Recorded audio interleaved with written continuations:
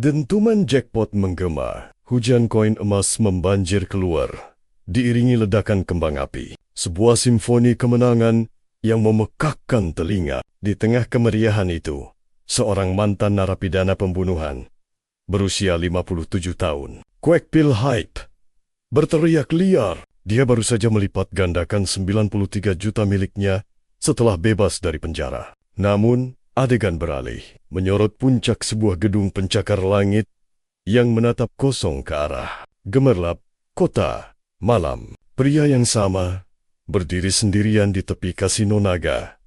Namun Dewi Fortuna telah meninggalkannya. Kini, ia menangis terseduh-seduh, bangkrut total, dan meratapi nasibnya yang terkutuk. Alur cerita kemudian mundur ke masa lalu, menampilkan sekilas sosok yang mengamatinya dari kegelapan. Dihantui penyesalan yang dalam, pria itu bergumam, andai saja dia berhenti berjudi. Setelah kemenangan besar itu, tepat saat itu, sesosok pria berjas elegan mendekat dari belakang, seolah bisa membaca pikirannya. Apakah itu yang sedang kau pikirkan? Orang asing itu melangkah santai, dengan tangan di saku, memancarkan aura kepercayaan diri yang membuat bulu kuduk merinding. Semakin dekat, ia menyeringai sinis. Tahu bahwa pria malang ini tak bisa meminta bantuan putrinya karena perintah penahanan, dan terlalu pengecut untuk mengakhiri hidupnya sendiri. Dengan senyum misterius, sang pria asing menawarkan solusi instan. Sebuah benda aneh berwarna merah muda yang bersinar terang. Seketika, aliran uang tunai yang tak ada habisnya menyembur keluar dari benda ajaib itu. Pria berjas itu kemudian menjelaskan permainannya. Si penjudi putus asa ini bisa menarik 1 juta setiap detiknya. Namun, ia kemudian mengingatkan bahwa pria itu telah melakukannya tanpa henti selama 3 jam terakhir. Dia menyeringai, mengungkapkan bahwa ada harga yang harus dibayar. Setiap kali kau menerima uang, sesuatu yang berharga darimu akan berkurang, bisiknya. Apa? Kau menerima kesepakatan ini? Buta oleh keserakahan, Kwek Pil Hai sama sekali tak peduli peringatan. Wajahnya menyeringai histeris. Tangannya terus meraup lembaran uang. Di tengah lautan uang, dia berteriak pongah, meraup lebih dari 10 miliar hanya dalam 3 jam. Akhirnya, pintu ruang VIP terbuka untuknya. Tangannya mencengkeram uang dengan erat. Pikirannya mabuk oleh kekayaan tak terbatas. Inilah cara mengubah hidupnya. Sementara pria asing itu hanya mengamatinya dengan senyum penuh arti. Dia terbaring di lantai, dikelilingi lautan uang, masih menikmati sensasi menghasilkan 1 juta setiap detiknya. Dengan seringai lebar yang mengerikan, dia berteriak, "Aku memang ditakdirkan untuk menjadi orang hebat." Jiwanya benar-benar telah ditelan oleh kerakusan. Tiba-tiba, mata si penjudi terbelalak ngeri. Sebuah jeritan kesakitan tanpa suara yang menyadari kebenaran pahit. Tubuhnya ambruk ke lantai di tengah tumpukan uang. Terbatuk hebat, sementara pria asing itu hanya menonton. Dengan dingin, sosok misterius itu bertanya dengan nada mengejek, "Kau baik-baik saja?" Sementara pria itu terus menderita di lantai, sambil mencondongkan tubuh. Mata emas pria asing itu mengamati kondisi si penjudi yang memburuk. Dengan cepat, dengan ekspresi kaget di wajahnya yang kini kurus kering, pria itu hanya bisa menatap kosong. Orang asing itu pun mengungkap kebenarannya. Keserakahannya telah membuatnya menarik uang hingga berat badannya terkuras habis. Dia menjelaskan dengan tenang bahwa berat badannya berkurang setara dengan jumlah uang yang telah dia ambil dari dompet ajaib itu. Tubuh tak bernyawa itu pun jatuh ke dalam jurang uang. Pria asing itu berbalik pergi, sambil memegang dompet merah muda itu dan berpikir, siapa korban selanjutnya untuk permainanku? Dan matanya berbinar penuh kegembiraan saat mengamati target berikutnya, mangsa yang akan kehilangan sesuatu sebagai ganti keinginan terbesar mereka. Adegan beralih ke sebuah pemakaman, di mana seorang bocah laki-laki berusia 9 tahun bernama Qian Junbo mencoba menenangkan kakak perempuannya. Kakaknya yang berusia 17 tahun. Qian Wah, menangis tersedu-sedu saat sang adik berjanji akan membuatnya masuk ke universitas terbaik. Bocah itu berusaha menghibur kakaknya, mengingatkan bahwa nama mereka berarti emas, perak, dan harta karun. Sebuah harapan dari orang tua mereka. Dia mengepalkan tinju kecilnya, bersumpah akan sukses dalam hidup dan membuat kakaknya kaya raya. Tersentuh oleh tekad adiknya, sang kakak mendengarkan dengan air mata yang terus mengalir. Dia pun memeluk adiknya dengan erat, memberitahunya bahwa kata-kata itu seharusnya menjadi miliknya. Sambil memeluknya erat, ia berpikir betapa baik hati adiknya dan membayangkan betapa hebatnya ia saat tumbuh dewasa nanti. Bertahun-tahun kemudian, Junbo, yang kini berusia 17 tahun, telah menjadi seorang pecundang di sekolah. Dipaksa memakai riasan dan jepit rambut konyol. Seorang perundung memotretnya, menganggapnya lucu. Momen itu membuat Junbo hampir kehilangan kendali dirinya.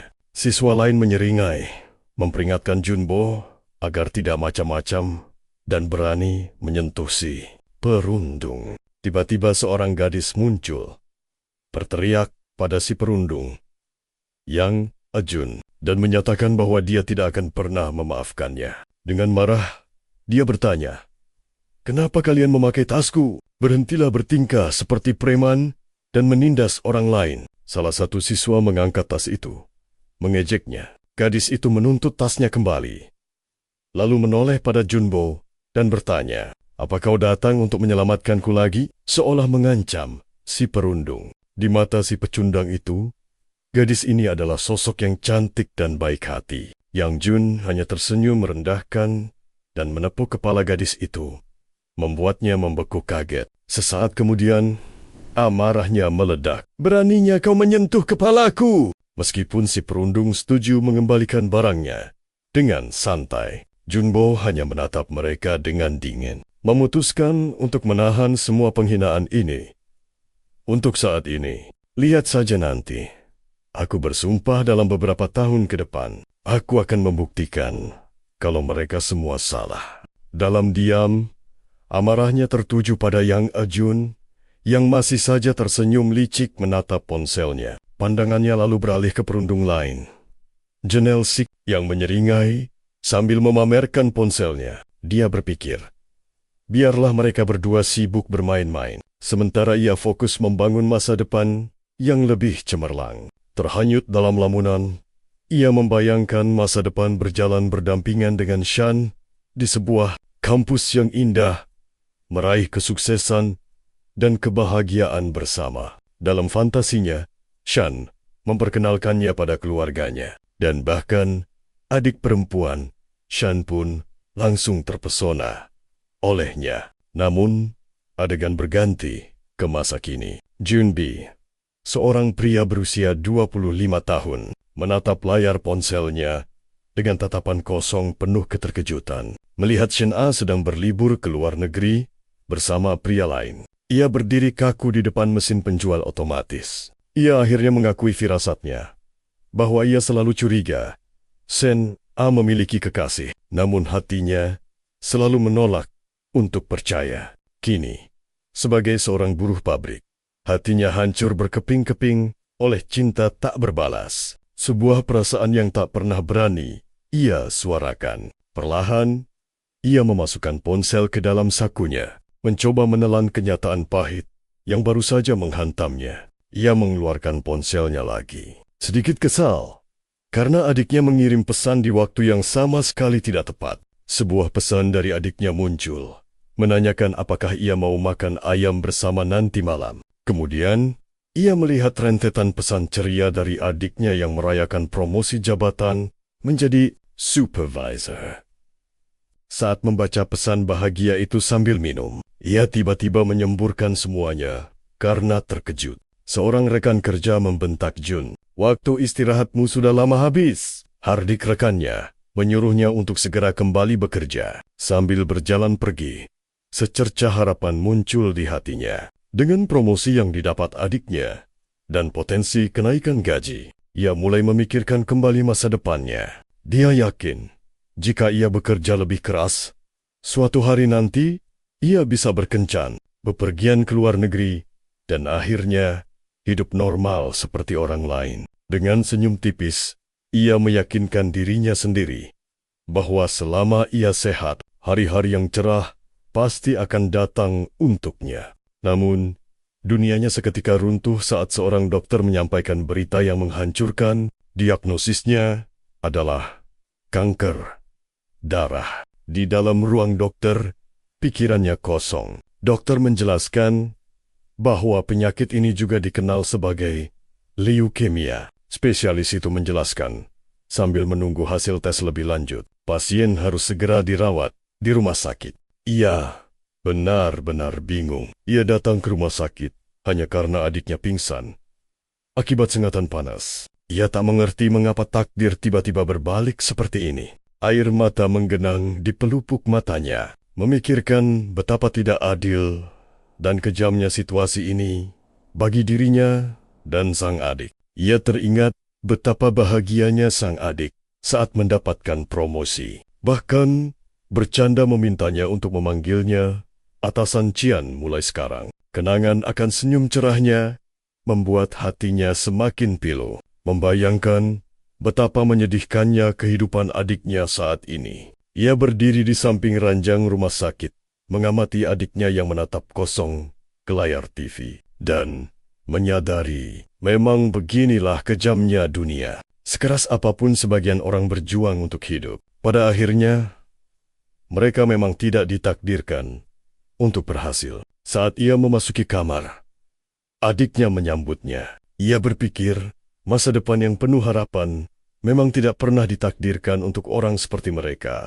Adiknya meminta maaf, khawatir akan tagihan rumah sakit yang membengkak. Ia menyesal karena tidak menjalani hidupnya dengan lebih baik. Ia mengepalkan tangannya karena frustrasi. Bertanya-tanya, mengapa justru adiknya yang harus merasa bersalah atas kondisinya? Akhirnya, air mata mengalir di wajahnya. Ia berpikir, seharusnya dialah yang menyesal karena tidak mampu menafkahi adiknya. Malam itu, di bawah langit yang gelap, ia pulang dengan kereta bawah tanah, tenggelam dalam lautan keputusasaan. Untuk mengalihkan pikirannya, ia membuka akun media sosialnya yang tak punya pengikut dan tak mengikuti siapapun. Tiba-tiba, seorang pria di kereta membentaknya, dan Junbo yang ketakutan langsung meminta maaf. Ia menelusuri riwayat pencarian di ponselnya yang dipenuhi dengan profil media sosial teman-teman sekelasnya dulu. Di dalam gerbong kereta,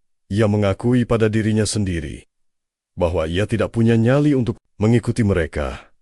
Jadi ia hanya bisa diam-diam mencari tahu kabar mereka. Ia melihat unggahan dari seorang mantan teman sekelas yang merayakan pekerjaan barunya sebagai pegawai negeri dengan liburan ke Eropa, hadiah dari orang tuanya. Teman sekelas lain sudah menjadi bos di usia 20-an, mengambil alih bisnis keluarga dan mengendarai mobil impor mewah. Kemudian, ia menemukan foto sebuah pasangan yang berbahagia bersama. Bayi mereka yang hidup nyaman di rumah pemberian orang tua mereka. Semua unggahan itu dipenuhi kemewahan. Mulai dari perjalanan, makanan mahal, dan barang-barang mewah yang tak akan pernah bisa ia dan adiknya miliki. Dan begitulah, ia terus menatap gambar-gambar itu, memikirkan betapa jauh berbeda dan tak terjangkaunya gaya hidup mereka dibanding dirinya. Saat ia terus menggulir layar, seorang wanita yang berdiri di sampingnya di kereta yang sesak itu melirik ke arah ponselnya. Wanita itu mundur dengan ekspresi jijik, membuat pria itu mengangkat wajahnya dari ponsel. Terkejut dengan reaksi tiba-tiba itu, wanita itu segera pergi, meninggalkannya dalam kesadaran bahwa usahanya melarikan diri dari depresi justru membuatnya menghadapi kenyataan yang lebih pahit. Ia melihat sekilas kehidupan sukses mereka, menyadari bahwa ia tidak akan pernah bisa berkeliling dunia atau memiliki mobil mewah seperti itu. Gambaran keluarga bahagia itu menjadi pengingat yang menyakitkan bahwa ia tidak akan pernah bisa menjalani kehidupan yang damai dan biasa seperti mereka. Kepalanya tertunduk lesu, keringat dingin membasahi wajahnya saat beban kenyataan yang kejam menghantamnya. Terduduk merosot di kursinya, jiwanya terasa remuk. Mentalnya hancur lebur, kalah telak oleh kerasnya takdir. Malam pun tiba. Layar berganti ke suasana jalanan yang sepi, menandakan ia telah tiba di rumah. Setelah melewati hari yang begitu berat, di dalam apartemennya yang suram, jari-jarinya mencari informasi di internet dan sebuah fakta pahit muncul. Biaya pengobatan kanker adiknya sangatlah mahal. Ia terduduk di lantai yang kotor, dikelilingi botol-botol kosong. Kesadaran menghantamnya.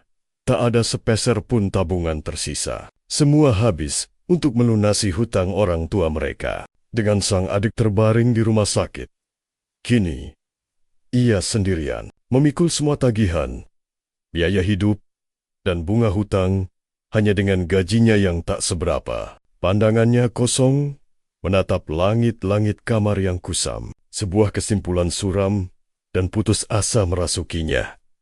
Sepertinya tak ada pilihan lain selain kematian. Namun, secercah ingatan melintas di benaknya tentang polis asuransi jiwa yang adiknya belikan untuknya. Uang itu bisa menyelamatkan adiknya jika ia tiada. Sambil menenggak minumannya, sebuah keputusan nekat terlintas. Ia akan mengakhiri hidupnya agar adiknya bisa berobat dengan uang asuransi itu. Tepat saat bayangan gelap muncul di belakangnya, sebuah suara asing tiba-tiba bertanya, apakah ia benar-benar punya nyali untuk mati? Sontak, pemuda itu tersedak minumannya.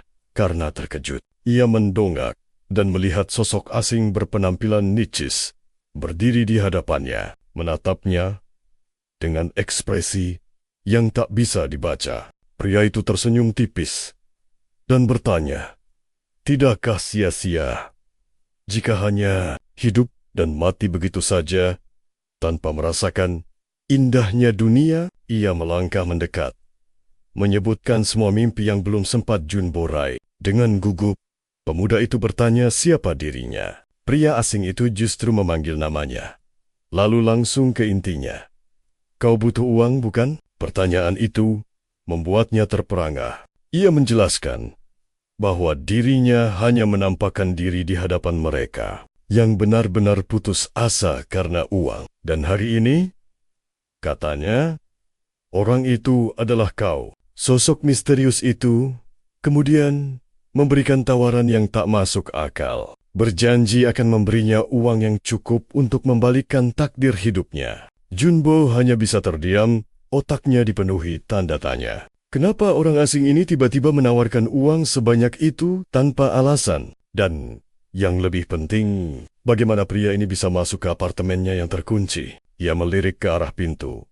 Yakin betul telah menguncinya, yang membuat rasa bingung dan curiganya semakin menjadi. Namun, pria itu dengan tenang hanya merapikan dasinya. Penampilannya terlalu biasa untuk dianggap berbahaya, pikir Junbo. Namun, bayangan siluet penuh percaya diri itu terpantul di matanya saat ia terus mengamati sosok misterius di hadapannya. Dia memperhatikan gaya rambut pria itu yang mahal, kulitnya yang terawat, dan setelan jas yang membungkus tubuhnya dengan sempurna. Semuanya, dari sepatu mengkilap hingga auranya yang penuh percaya diri, menjeritkan satu kata, kaya. Junbo mulai berpikir, mungkinkah ini hanya lelucon orang kaya yang berkeliling melakukan amal hanya untuk kepuasan pribadinya? Tiba-tiba, sebuah dugaan melintas di kepalanya. Ia menunjuk pria asing itu dan menuduhnya sedang merekam konten untuk YouTube.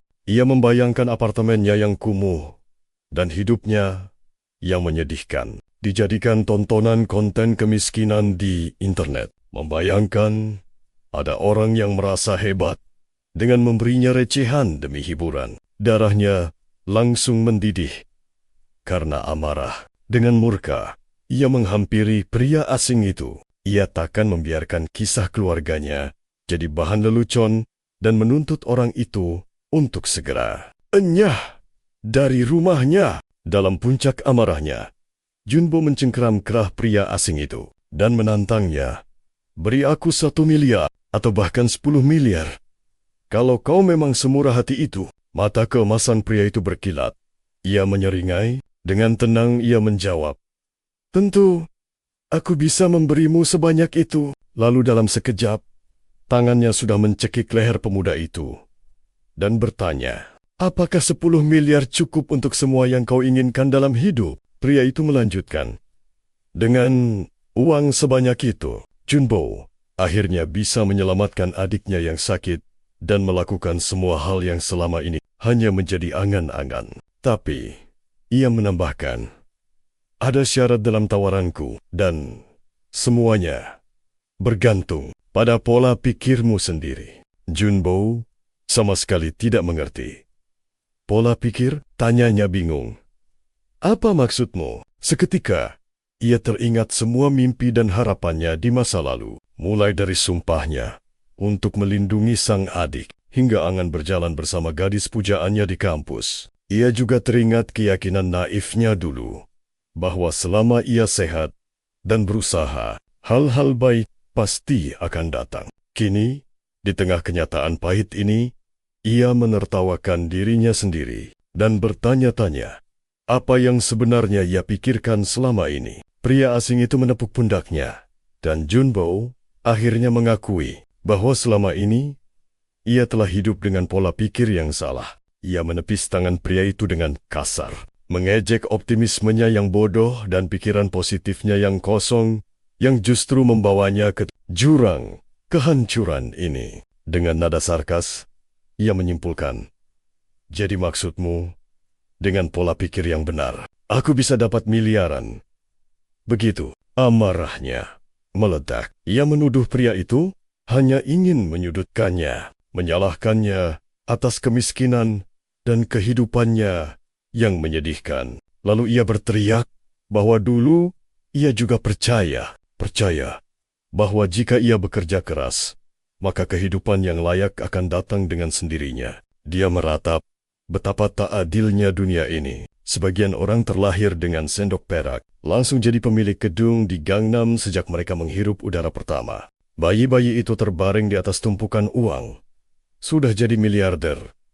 Bahkan sebelum bisa bicara, dengan kekayaan mereka, ujian bisa dibayar dengan joki. Atau soal ujian, bisa dicuri semudah membalikkan telapak tangan. Kalaupun gagal, tinggal lari ke luar negeri, menghapus jejak akademis mereka, lalu kembali dengan reputasi yang bersih.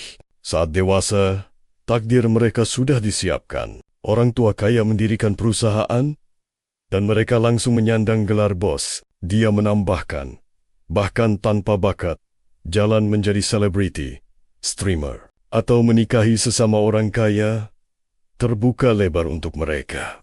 Isak tangisnya pecah. Pemuda itu berteriak pilu. Di dunia busuk ini, niat baik dan kerja keras tak ada gunanya. Ia pun tumbang dalam keputusasaan, bergumam lirih bahwa takdir sudah ditentukan oleh keberuntungan saat lahir. Namun, sosok asing itu berdiri di hadapannya, seolah berkata, "Pertemuannya denganku adalah keberuntungan terbesar dalam hidupmu." Sosok itu mendekat dan berbisik, "Yang kau butuhkan hanyalah keberanian untuk mempertaruhkan segalanya dalam satu kesempatan ini." Dengan mata emas yang menyala, ia berkata, "Nantikan masa depan yang akan berubah berkat kekuatan uang ini." Wajah pemuda itu, yang dipenuhi harapan sekaligus ketakutan yang mendalam, terpantul di tatapan tajam pria misterius itu. Berdiri di tepi jurang kehidupan, tak ada lagi jalan untuk mundur. Ia menatap hampa, memikirkan tawaran gila itu. Sosok yang mengaku sebagai raja uang itu menatapnya dari atas, seolah siap menyegel sebuah perjanjian. Dia menegaskan sekali lagi, uang ini punya kekuatan untuk menulis ulang takdir Jebo sepenuhnya. Di pantulan matanya, terlihat secercah harapan di wajah si pemuda. Jebo pun mulai berpikir, bagaimana uang ini bisa menjadi kunci yang membuka pintu takdir barunya. Dengan kekuatan ini, akhirnya dia bisa menyelamatkan adiknya yang sakit, melakukan semua hal yang selama ini hanya jadi angan-angan. Setelah menimbang tawaran itu dengan sungguh-sungguh, Jebo mengangkat wajahnya dan bertanya pada pria itu, "Berapa batasnya?" Pria misterius itu tersenyum kecil. Pertanyaan yang cerdas. Apa uang ini tak terbatas? Begitu, pria itu mengonfirmasi. Tentu saja tidak. Kau tak butuh uang tak terbatas untuk membalikkan duniamu. Kemudian, ia mengungkap sumber kekuatan luar biasa itu. Sebuah dompet merah muda kecil yang bersinar. Dia menyebut benda aneh ini sebagai monster dompet. Pria itu menjelaskan bahwa jumlah uang yang bisa diambil dari dompet ini adalah tepat 1 juta. Jebo langsung naik pitam. Mengira pria itu hanya mempermainkannya. 1 juta $1 tidak akan menyelesaikan masalah apapun. Dengan tatapan menusuk, pria itu mengoreksi. Jumlahnya adalah 1 juta setiap detik. Pria itu melanjutkan, sejak Jebo memilikinya. Limit dompet ini akan bertambah 1 juta setiap detiknya. Ia menunjukkannya langsung, hanya dalam 10 detik.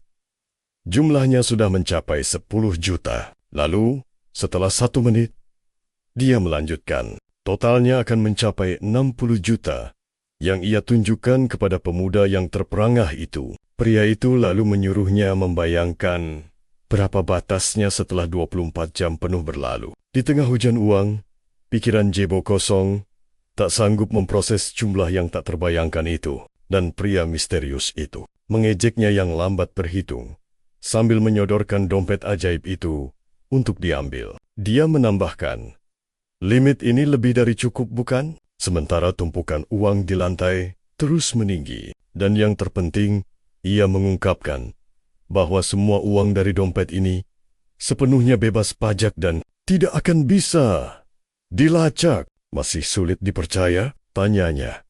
Lalu menjentikkan jari, seolah memanggil lebih banyak lagi uang dari dompet itu. Pria itu berkata, tak ada lagi yang bisa ia lakukan jika Jebo masih menolak untuk percaya pada apa yang ada di depan matanya. Setelah mulai yakin, pemuda itu teringat sesuatu. Ia bertanya tentang syarat yang disebutkan sebelumnya. Sambil menyeringai licik, pria itu mengonfirmasi dugaannya. Tidak ada yang gratis di dunia ini, katanya. Dia menjelaskan, meskipun Jebo bisa mengambil uang kapanpun dan dimanapun, ada harga yang harus dibayar untuk kekuatan ini. Bayarannya adalah, setiap kali kau mengambil uang, sesuatu yang terhubung denganmu akan berkurang dalam jumlah yang sama. Bingung dengan penjelasan samar itu, pemuda itu bertanya, apa maksudmu dengan sesuatu? Pria itu hanya tersenyum misterius. Kalau kau penasaran, coba saja tarik beberapa ratus miliar.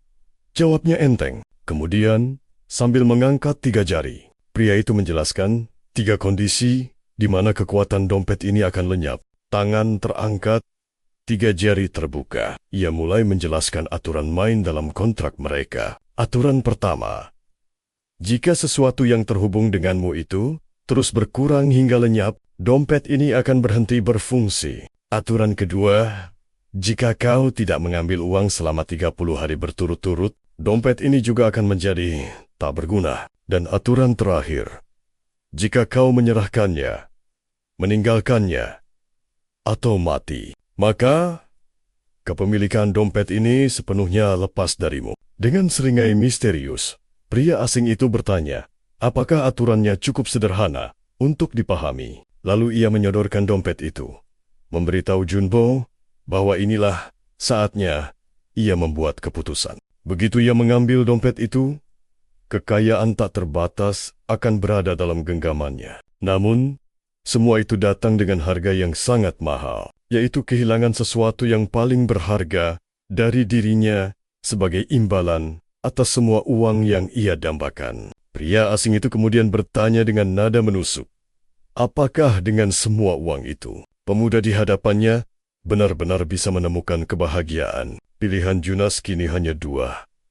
Mati sia-sia dan memberikan uang asuransi pada adiknya. Atau mati perlahan, seiring sisa usianya, terkuras oleh setiap uang yang ia habiskan. Ia sadar, bagaimanapun juga takdirnya sudah tersegel. Jadi, tak ada alasan untuk menolak tawaran sekali seumur hidup ini. Dengan tekad yang membara, tangannya terulur untuk menerima dompet ajaib dari pria misterius itu. Wajahnya mengeras, penuh keyakinan, saat jemarinya menggenggam benda aneh itu, siap menerima takdirnya. Saat dompet itu berpindah tangan, aliran energi dahsyat menjalari tubuhnya, dan pria asing itu hanya menatap dengan mata emasnya yang berpendar. Mata pria asing itu bersinar semakin terang saat proses transfer kekuatan di antara mereka berdua telah selesai. Cahaya menyilaukan menyelimuti tubuh Jonas. Rambutnya berdiri tegak saat ia berteriak merasakan lonjakan energi yang tiba-tiba meledak. Kekuatan itu begitu dahsyat hingga tubuhnya terlempar ke belakang. Terhuyung-huyung oleh daya yang tak terkendali, ia ambruk ke lantai. Saat energi itu mereda, membuatnya terengah-engah dan kebingungan setelah mengalami guncangan hebat itu. Pria asing itu telah lenyap, dan ruangan kembali sunyi. Kini hanya ada dirinya sendiri. Memegang dompet ajaib di tangannya, ia memperbaiki letak kacamatanya. Masih mencoba mencerna peristiwa mustahil yang baru saja terjadi di apartemennya. Dompet itu digenggamnya erat, campuran rasa takut dan gembira mengalir deras di nadinya saat ia menatap benda itu. Untuk menguji apakah semua ini nyata, ia mencoba mengeluarkan sejumlah uang, dan seketika tumpukan uang tunai muncul begitu saja di lantai. Ia berlutut di hadapan gunungan uang itu dengan tatapan tak percaya, sambil bergumam bahwa semua ini pasti bohong. Ia membuka dompet dan melihat ke dalam. Isinya benar-benar kosong di mata biasa. Namun, saat ia memikirkan sebuah nominal dan memasukkan tangannya, ia terkejut bukan main. Saat tumpukan uang berhasil ditarik keluar, ia mencobanya lagi. Membalik dompet itu, dan lebih banyak uang berhamburan keluar. Membuatnya bertanya-tanya, apakah ini semua hanya mimpi? Dalam sekejap, ia sudah menghasilkan 65 juta won, dan ia terduduk di lantai, menatap takjub pada kekayaan luar biasa yang terhampar di hadapannya. Lalu ia memegang dadanya, merasakan nyeri yang samar, dan bertanya-tanya, berapa banyak sisa hidupnya yang telah ditukar untuk uang ini. Melihat botol-botol kosong dan tumpukan uang itu, semuanya menjadi jelas. Pria asing itu muncul tepat di saat ia hendak mengakhiri hidupnya. Semuanya masuk akal sekarang. Pria itu memberinya uang senilai nyawa yang akan ia buang, yang berarti sisa umurnya akan berkurang seiring dengan uang yang ia keluarkan. Ia menerima takdirnya, memutuskan bahwa dengan dompet ini ia akan menyelamatkan adiknya dan melakukan semua yang ia inginkan sebelum ajal menjemput. Saat ia menatap benda ajaib itu sekali lagi, ia menyadari ada sesuatu yang ganjil di permukaannya. Ia memeriksa dompet itu lebih dekat dan melihat dua noda kecil seperti titik yang belum pernah ia lihat sebelumnya. Tiba-tiba, titik-titik itu berkedip, berubah menjadi sepasang mata kecil yang hidup. Ia menjerit ketakutan dan terlonjak ke belakang, benar-benar syok oleh penampakan yang mustahil itu. Dompet itu melompat-lompat di lantai, bergerak seperti makhluk hidup kecil, membenarkan ketakutan terbesarnya. Ia terduduk syok, membekap mulutnya sendiri, sambil mencoba menerima kenyataan gila bahwa dompet itu hidup. Keesokan harinya, adegan beralih ke tempat kerjanya, sebuah pabrik pengolahan makanan laut. Saat istirahat, ia duduk sendirian di bangku, sambil memegang sebuah tas kecil yang lucu di pangkuannya. Ia membuka kantung itu untuk memperlihatkan dompet hidup di dalamnya, lalu memberinya minum air dari tutup botol. Ia meminta maaf pada makhluk kecil itu karena telah meninggalkannya sendirian di rumah, menunjukkan kepedulian yang tulus padanya. Saat ia menyuruh dompet itu untuk menghirup udara segar, salah seorang rekan kerjanya tiba-tiba muncul dari belakang. Pria itu mencondongkan badan, mengintip ke dalam kantong dan dengan nada mengejek bertanya, apakah ia kesepian? Membuat Jun Bullets terlonjak kaget. Pria itu tertawa terbahak-bahak, berpikir bahwa temannya itu sudah benar-benar kehilangan akal sehatnya. Si perundung mencondongkan tubuhnya, mengejek dan bertanya, apakah sekarang ia berbicara dengan dompet koin? Jelas-jelas menganggap situasi itu menggelikan. Pemuda itu dengan panik mencoba menjelaskan. Dengan gugup ia membuka kantungnya untuk menunjukkan dompet ajaib di dalamnya. Rekannya melongo ke dalam, tapi hanya melihat sebuah dompet merah muda sederhana yang tampak normal dan tidak bergerak sama sekali. Ia bersikeras bahwa dompet itu hidup dan punya mata yang lucu, tapi pria itu malah semakin jengkel dan menyingsingkan lengan bajunya. Si perundung mengancam akan memukulinya hingga sadar, lalu mengangkat tangannya untuk menampar wajahnya. Sebuah tamparan keras mendarat, dampaknya menggema di ruang istirahat yang sunyi saat pemuda itu meringis kesakitan. Perlakuan kasar itu berlanjut dengan pukulan lain ketika rekan kerjanya menyuruhnya pergi membeli rokok jika tidak ada kerjaan lain. Hal ini memicu kembali kenangan perundungan di masa lalu, seperti saat ia dipukuli karena dituduh menghabiskan semua potongan daging babi saat makan siang. Dan ia teringat kejadian lain di mana ia dihajar tanpa alasan yang jelas, hanya karena si perundung sedang ingin melakukannya hari itu. Tapi, hari ini, semuanya berbeda. Saat rekan kerjanya menyerang lagi, ia mengelak dengan gesit, membuat pria itu terperangah. Kemudian, ia mencengkeram lengan si perundung, menghentikan pukulannya dengan kekuatan yang tak pernah ia tunjukkan sebelumnya. Dengan keberanian barunya, satu pukulan telak mendarat di rahang pria itu, membuatnya terpelanting ke belakang. Saat penyiksanya tersungkur di bangku, pemuda itu dengan dingin berkata, "Kalau inilah momen yang selama ini ia nantikan." Ia merogoh sakunya dan mengeluarkan selembar kertas terlipat, menjelaskan bahwa benda ini sudah lama ia simpan, dan sekarang adalah waktu yang tepat untuk menggunakannya. Kertas itu adalah surat pengunduran dirinya yang ia sodorkan pada si perundung yang masih kebingungan. Alasan pengunduran dirinya tertera dengan jelas di sana. Dia memenangkan hadiah pertama dalam undian lotre. Saat mantan rekan kerjanya membaca surat itu dengan mata tak percaya, Junbo dengan bangga mengumumkan status barunya sebagai pengangguran. Ia berbalik, melangkah pergi dengan punggung yang tegap. Akhirnya, terbebas dari pekerjaan busuk dan penindasan yang ia alami. Dengan senyum puas, ia menyongsong hidup barunya. Saatnya menikmati kekayaan dan kebebasan. Tujuan pertamanya sebagai orang kaya baru adalah sebuah hotel mewah bintang 5, tempat yang bahkan tak pernah berani ia impikan. Ia melangkah masuk ke restoran kelas atas dengan setumpuk uang tunai di genggaman, siap merasakan kemewahan hidup. Ditemani dua wanita cantik di sisinya, ia tersenyum. Akhirnya mengerti nikmatnya memiliki uang. Setelah itu, tujuannya adalah rumah sakit, tempat ia membawa sekotak sushi premium yang tertata indah untuk adiknya. Adiknya yang terbaring di ranjang menatap takjub hidangan yang tersaji di hadapannya dan bertanya, "Ada acara apa ini?"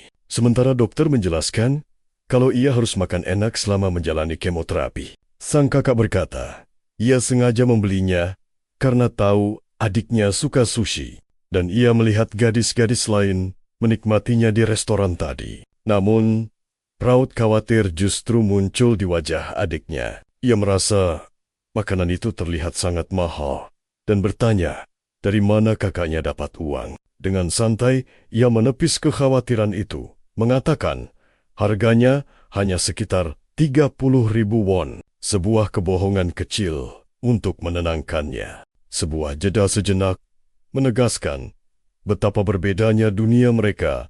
Sekarang, dalam hatinya ia tahu, harga sushi di hotel itu 50 kali lipat lebih mahal. Tapi, adiknya tak perlu tahu soal itu. Tiba-tiba, adiknya mengganti topik. Bertanya kenapa kakaknya tidak bekerja. Lalu sambil menuangkan saus, tatapannya jatuh pada kacamata kakaknya yang retak. Cemas, kalau kakaknya berbuat nekat lagi. Ia pun segera menenangkan adiknya, mendekat padanya, dan bersiap mengungkap alasan sesungguhnya di balik kebebasan dan kekayaan yang mendadak ini. Pemuda itu memberitahu adiknya kalau ia memenangkan hadiah pertama lotre, yang tentu saja membuat adiknya syok bukan main. Sebagai bukti, ia menunjukkan layar ponselnya yang menampilkan tiket lotre pemenang.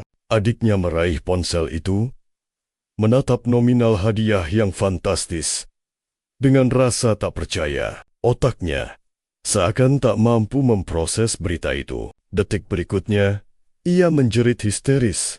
Saking gembiranya, membuat pasien di kamar sebelah terkejut. Ia terus menatap layar itu lekat-lekat, masih mencoba meyakinkan diri bahwa keajaiban luar biasa ini benar-benar nyata. Sang kakak hanya mengamatinya sambil tersenyum tipis, berpikir betapa beruntungnya adiknya begitu mudah tertipu oleh aplikasi lotre palsu. Ia kembali menenangkan adiknya, menyuruhnya menganggap ini sebagai perayaan kecil dan menikmati makanannya. Namun saat menatap ponsel itu lagi, air mata justru membanjiri wajahnya, dan ia mulai terisak tak terkendali. Dan ia mengaku kalau selama ini ia sangat ketakutan, bukan hanya karena penyakitnya, tapi karena takut harus meninggalkan kakaknya sendirian. Ia bahkan lebih takut pada biaya pengobatan yang selangit. Cemas kalau dirinya akan menjadi beban dan menghancurkan masa depan kakaknya. Maka, di tengah isak tangisnya, ia tersenyum lega. Karena kini mereka tak perlu memakai uang tabungan yang sudah disiapkan untuk masa depan kakaknya. Hati sang kakak tersentuh oleh ketulusan adiknya, yang bahkan dalam kondisi seperti ini pun selalu memikirkannya lebih dulu. Ia menyuruh adiknya berhenti menangis dan mulai makan.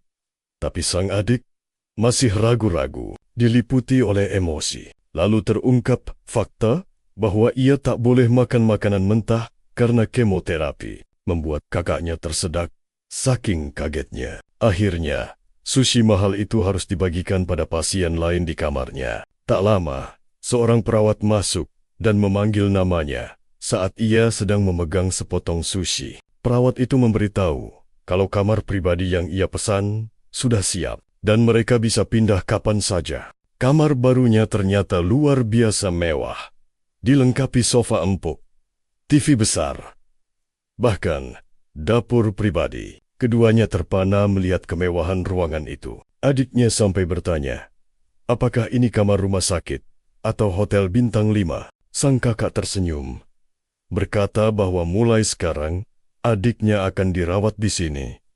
Jauh dari segala potensi risiko, ia juga menjelaskan bahwa kadar sel darah putih adiknya yang rendah membuatnya sangat rentan terhadap infeksi. Lalu, ia buru-buru pamit dengan alasan harus membeli kacamata baru dan mengucapkan selamat tinggal, sementara adiknya menatap kepergiannya dengan perasaan campur aduk antara syukur dan cemas, masih mencoba mencerna semua yang terjadi. Adegan pun beralih ke sebuah pusat perbelanjaan mewah, tempat di mana ia pergi untuk mencari kacamata baru. Tatapannya berkeliling, namun pikirannya melayang, mencoba mencerna realita barunya yang masih terasa asing. Tiba-tiba, sebuah suara yang tak ingin ia dengar lagi memecah lamunannya. Saat ia menoleh, neraka masa lalunya berdiri di sana. Janelsik, jantungnya berdebar kencang. Kenangan pahit saat disiksa di bangku SMA kembali menghantuinya. Janelsik, gadis yang selalu terobsesi pada kemewahan dan tak henti memamerkan barang-barang mahalnya. Namun, tak pernah terbayangkan olehnya kalau sang penyiksa akan berakhir sebagai pegawai di sebuah butik Gucci setelah lulus. Si perundung menyapanya dengan nada sinis yang khas, penuh cemoohan. Ia bertanya, apa yang dilakukan seorang gembel di tempat semewah ini? Junbo dengan tenang menjawab, ia datang untuk membeli kacamata dan pakaian. Namun, jawaban itu hanya dibalas tawa yang menghina. Seorang pegawai lain mencoba menengahi, mengingatkan atasannya agar tidak keterlaluan, tapi si perundung sama sekali tak peduli. Sambil merangkul Junbo, ia berkata pada rekannya, kalau Junbo hanyalah seorang pesuruh di sekolah dulu, tapi pegawai itu bersikeras bahwa Junbo adalah pelanggan. Si perundung tertawa meremehkan, mengatakan, mustahil Junbo punya uang, mengingat reputasinya sebagai pengemis terkenal di sekolah mereka. Sebagai balasan, Junbo dengan dingin mengeluarkan segepok uang tunai dari sakunya, siap membungkam mulut sombong itu. Ia mengangkat uang itu tinggi-tinggi, sebuah deklarasi tanpa kata bahwa ia tak hanya punya uang, tapi sangat banyak. Si perundung terdiam membisu. Matanya terbelalak tak percaya saat menatap tumpukan uang itu. Namun, keterkejutan itu dengan cepat berubah menjadi senyum licik penuh keserakahan saat sebuah ide busuk terlintas di benaknya. Sikapnya berubah 180 derajat. Ia mulai mendandani Junbo dengan penuh semangat, memuji-muji keahliannya dalam menata gaya. Seorang pegawai bahkan sampai berlutut untuk merapikan ujung celananya. Sementara si perundung sibuk mengambil foto sambil mengusir rekannya agar tak menghalangi kamera. Keduanya tertawa penuh kemenangan dengan Janelle yang membual tentang bagaimana ia telah menyulap penampilan mantan teman sekelasnya itu. Dalam hatinya ia berpikir, inilah kesempatan emas untuk memanfaatkan si bodoh ini semaksimal mungkin dan meraup insentif besar. Junbo setuju membeli seluruh setelan itu, dan wajah si perundung langsung berseri-seri membayangkan komisi fantastis yang akan ia dapatkan. Ia menepuk punggung Junbo, memuji kemurahan hatinya, dan menyuruhnya menunggu sebentar di sofa. Tapi pemuda itu memotongnya. Ia memang akan membeli semua ini. Hanya saja, bukan dari orang yang pernah menyiksanya di masa lalu. Sebaliknya, tatapannya beralih pada pegawai baik hati yang tadi membelanya dan menyatakan bahwa ia akan membeli semuanya dari pegawai itu. Wajah si perundung pucat pasi, tapi Junbo dengan dingin mengingatkannya bahwa pembeli punya hak untuk memilih dari siapa mereka membeli. Lalu ia membungkuk, berbisik pada mantan penyiksanya itu bahwa ia berencana untuk sering datang ke toko ini. Sebuah ancaman terselubung yang menusuk tajam. Ia pun menegaskan bahwa ia hanya akan membeli dari pegawai yang baik hati itu. Membuat si perundung hanya bisa menahan amarah yang meluap-luap. Kemudian, ia beralih ke pegawai lain dan meminta untuk melihat koleksi pakaian wanita yang langsung disambut dengan antusias. Sementara itu, Janelle langsung mengirim pesan ke teman-temannya, menyebarkan foto Junbo dengan bumbu gosip bahwa ia baru saja menang lotre. Pesan itu sampai pada Yang Ajun, yang tertawa terbahak-bahak saat melihat foto itu di tengah kencan perayaan hari jadi mereka. Kekasihnya merasa kesal karena ia sibuk dengan ponsel di hari spesial mereka, membuat pria itu segera meminta maaf. Ia beralasan temannya mengirim sesuatu yang konyol, lalu menunjukkan foto itu padanya, dan bertanya, apakah ia masih ingat si gendut dari SMA mereka? Namun saat gadis itu melihat foto di ponsel, ia terkesiap kaget melihat siapa yang berdiri tepat di belakang kekasihnya. Junbo, dalam balutan pakaian barunya yang mewah, menyapa teman-teman lamanya dengan senyum penuh percaya diri. Pasangan itu membeku, tak menyangka akan kemunculannya yang tiba-tiba. Sementara Yang Ajun menatap foto di ponselnya dengan gugup. Ia mencoba menganggap semua ini hanya kebetulan belaka. Tapi mantan korban mereka itu punya rencana yang berbeda untuk pertemuan ini. Setelah dari pusat perbelanjaan, ia sengaja mencari restoran yang sedang tren dan menemukan tempat ini. Ia melihat foto Sheni, gadis yang pernah disukainya, di restoran ini, dan memutuskan untuk datang menyusul mereka. Dengan seringai tipis, ia mengakui datang ke sini dengan sengaja, siap menghadapi masa lalunya dan membalikan keadaan. Yang Ajun sadar, rumor itu pasti benar, dan teman lamanya itu benar-benar menang lotre. Fakta bahwa ia baru saja menghamburkan banyak uang di toko Janelle sudah menjadi bukti yang lebih dari cukup. Namun, Shin menyambutnya dengan hangat dan berkomentar betapa Junbo telah banyak berubah sejak terakhir kali mereka bertemu. Tatapan Junbo kemudian tertuju pada kue ulang tahun di meja mereka, dan sebuah ide licik mulai terbentuk di benaknya. Ia mengucapkan selamat hari jadi pada mereka berdua. Tapi gadis itu bingung dengan nada bicaranya yang mendadak akrab. Perhatian Junbo kini sepenuhnya terfokus pada mantan perundungnya, siap melancarkan serangan balasan. Ia mencondongkan tubuhnya, berbisik bahwa Yang Ajun menjadi sangat pelit sejak terakhir kali ia bertemu dengannya. Ia mengejeknya karena hanya memesan makanan satuan alih-alih hidangan lengkap untuk perayaan. Sepenting ini, menyebut pilihannya sangat norak. Kemudian ia mengungkapkan kalau ia sudah mempelajari menu dalam perjalanan ke sana dan tahu bahwa paket lengkap seharusnya berisi steak dan lobster. Ia juga menunjuk gelas anggur mereka, sebuah tanda yang jelas bahwa mereka sedang mencoba untuk berhemat. Ia mengendus aroma anggur itu, lalu dengan percaya diri menyatakan bahwa itu adalah anggur murahan. Semakin mempermalukan pria yang pernah menyiksanya. Raut wajah Yang Jun mengeras karena amarah. Tak percaya pada keberanian si pecundang yang dulu ia tindas. Detik berikutnya, cengkramannya mendarat di kerah korbannya. Apa kau lupa rasanya dihajar di sekolah dulu, hah? Namun, Junbo dengan dingin memperingatkannya untuk menjaga jarak, mengingatkan kalau pakaian barunya ini berharga selangit. Sheni buru-buru menengahi, meminta pacarnya berhenti, dan mengaku benci kekerasan, yang justru membuat amarah pacarnya makin meledak. Dia mencoba meredakan ketegangan, mengangkat tangan seolah menyerah, dan meminta sedikit waktu untuk menjelaskan semuanya. Lalu, sebotol anggur vintage langka ia keluarkan, Domain Lefman Triad tahun 2014, sebagai sebuah hadiah. Ia menjelaskan, ini adalah balasan atas kebaikan gadis itu yang dulu pernah menolongnya saat ia dirundung di sekolah.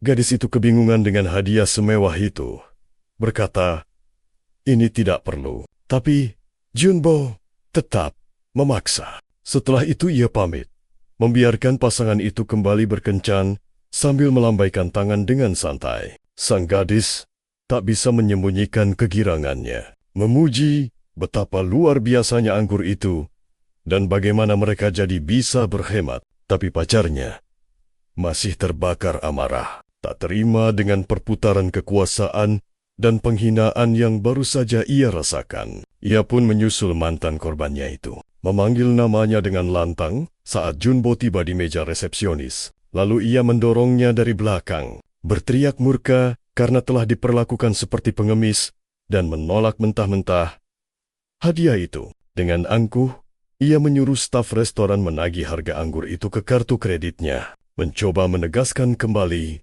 dominasinya. Namun Junbo dengan tenang memberitahunya kalau botol itu harganya 3,5 juta dan bertanya apa dia yakin sanggup membayarnya. Sambil tersenyum penuh kemenangan, dia berkata pada mantan perundungnya agar jangan mengalihkan topik, mengingatkan bahwa dia tahu persis kondisi keuangannya. Seketika, sebuah kenangan pahit dari masa sekolah mereka terlintas saat Yang Ajun merampas earphone barunya. Dia masih ingat bagaimana ia memohon agar barang itu dikembalikan, menjelaskan bahwa itu hadiah ulang tahun dari kakaknya. Tapi si perundung hanya mengejeknya tanpa ampun. Kini, kata-kata yang sama ia lontarkan kembali pada penyiksanya, menyuruhnya untuk hidup sesuai dengan kemampuannya. Diselimuti rasa malu dan amarah yang membara, si perundung akhirnya menyerah, bersikeras agar anggur itu dibayar dengan kartunya. Tak lama kemudian, Junbo sudah berada di restoran lain, memanggang samgyeopsal yang tebal. Wajahnya memancarkan kebahagiaan dan kepuasan yang murni. Sambil menari kecil di kursinya, ia berseru bahwa setelah semua makanan mewah, samgyeopsal dingin tetaplah yang terbaik. Dan dengan lahap, ia menyantap sepotong daging panggang itu. Mengakui makanan sederhana ini jauh lebih ia sukai. Dia jadi teringat masa lalunya yang sulit, di mana ia makan sangat sedikit karena tak punya uang. Tapi sekarang, akhirnya, ia bisa makan sepuasnya. Kemudian ia membuka tasnya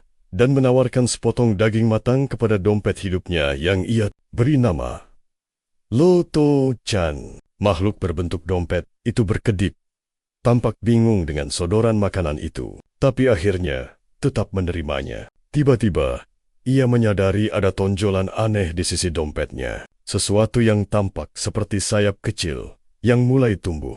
Dia terbelalak kaget saat dompet itu menggerakkan sayap barunya, bertanya-tanya mengapa benda itu muncul tiba-tiba. Lalu sebuah kesadaran menghantamnya. Saat ia mulai menghubungkan benang merah antara uang yang ia habiskan dan perubahan pada dompet itu, dia menatap teman ajaibnya. Ekspresi ngeri mulai menjalari wajahnya saat ia menyadari apa yang sebenarnya terjadi. Ia akhirnya paham, semakin banyak uang yang ia belanjakan, dompet itu akan terus berevolusi, dan ia bertanya-tanya akan menjadi seperti apa wujud akhirnya nanti. Dia teringat saat pertama kali mendapatkannya. Dompet itu hanyalah benda mati, tanpa tanda-tanda kehidupan sedikit pun. Namun setelah ia mengeluarkan koin senilai 65 juta, dompet itu menjadi hidup, menumbuhkan mata, dan kini bahkan sayap. Ia ingat betul dompet itu mulai bergerak setelah ia menarik uang dalam jumlah besar untuk pertama kalinya. Dan sekarang,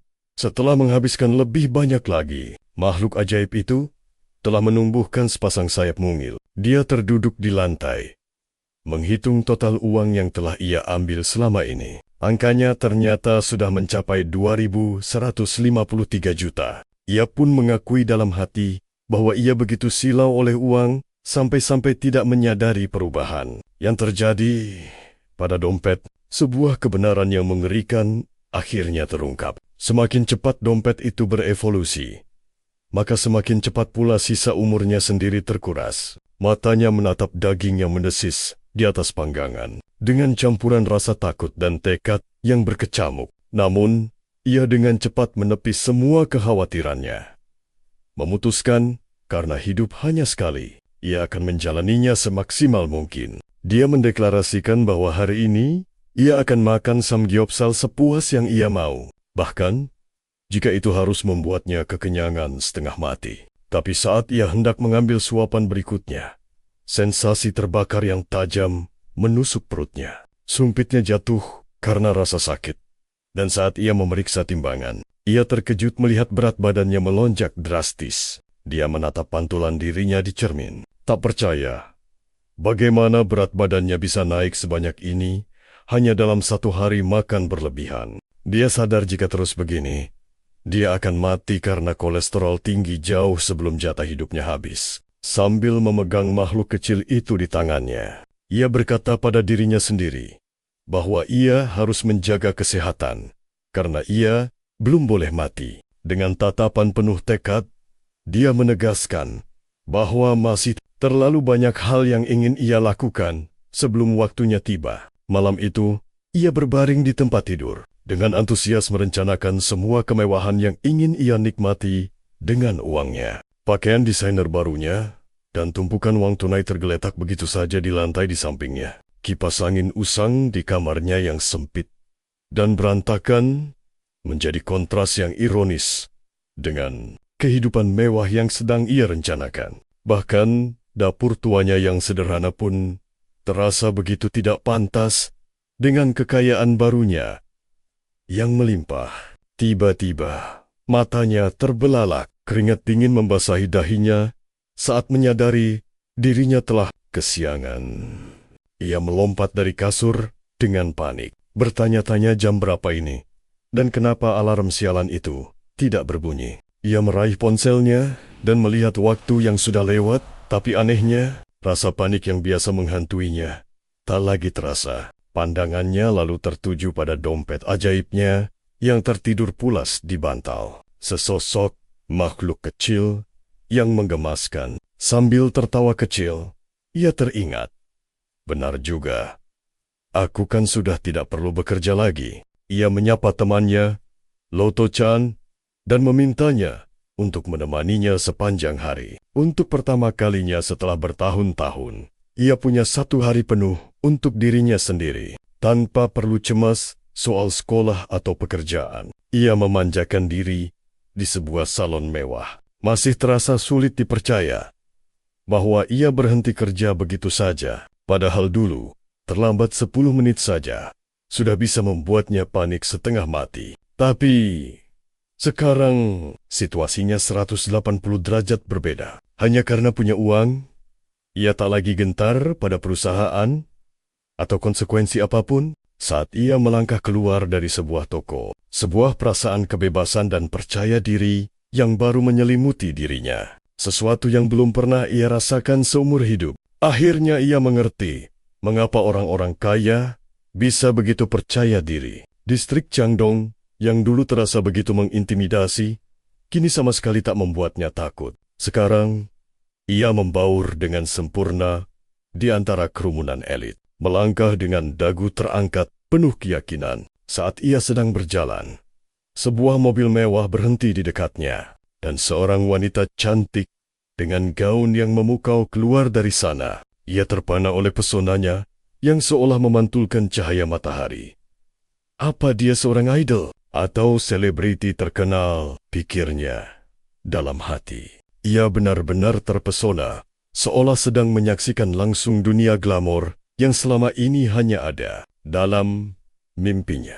Didorong rasa penasaran, ia pun mengikuti wanita itu. Ingin tahu acara macam apa yang bisa menarik perhatian orang sekali berdia. Ia mendongak ke gedung yang dimasuki wanita itu, dan matanya langsung disuguhi deretan iklan hiburan dewasa yang mencolok. Seketika ia menggelengkan kepala, merutuki pikiran kotornya sendiri karena telah membuang-buang waktu yang berharga. Sambil menjentikan jari, ia mengingatkan dirinya, "Fokus! Jangan sampai teralihkan oleh hal-hal sepele seperti ini." Ia menatap langit dengan ekspresi penuh tekad, yakin bahwa cinta sejati adalah hal terhebat di dunia ini. Dan tepat pada momen itu, sebuah tepukan lembut mendarat di bahunya. Seorang wanita pirang yang cantik tersenyum ramah, membuatnya langsung terpikat oleh pesona yang memukau itu.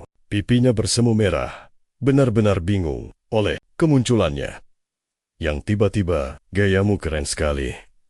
Apa kau punya waktu luang?" tanya wanita itu, yang sukses membuatnya semakin salah tingkah. Ia tidak percaya. Apakah ini yang namanya digoda orang? Sesuatu yang selama ini hanya ia dengar dari cerita-cerita. Ia langsung sadar bahwa pakaian mahalnya, gaya rambut barunya, dan aura percaya dirinya, semua ini adalah berkat kekuatan uang, berkat kekayaan barunya. Wanita-wanita cantik kini mulai mendekatinya. Sebuah kenyataan yang tak pernah terbayangkan sebelumnya. Dengan semangat, ia menjawab, "Tentu, aku punya banyak waktu." Dan wanita itu tersenyum puas, seolah rencananya berhasil. Tapi, kemudian, wanita itu mengeluarkan sebuah kamera dan bertanya, "Berapa total harga pakaiannya?" Mengungkap niat aslinya. Pria itu terkejut dengan pertanyaan yang tiba-tiba. Ia hanya bisa menatap kamera dengan wajah yang kebingungan. Wanita itu, yang ternyata seorang streamer, menjelaskan bahwa pakaian pria itu terlihat bernilai lebih dari 10 juta won dan memintanya menyebutkan total harganya. Sang streamer tampak sangat terkagum.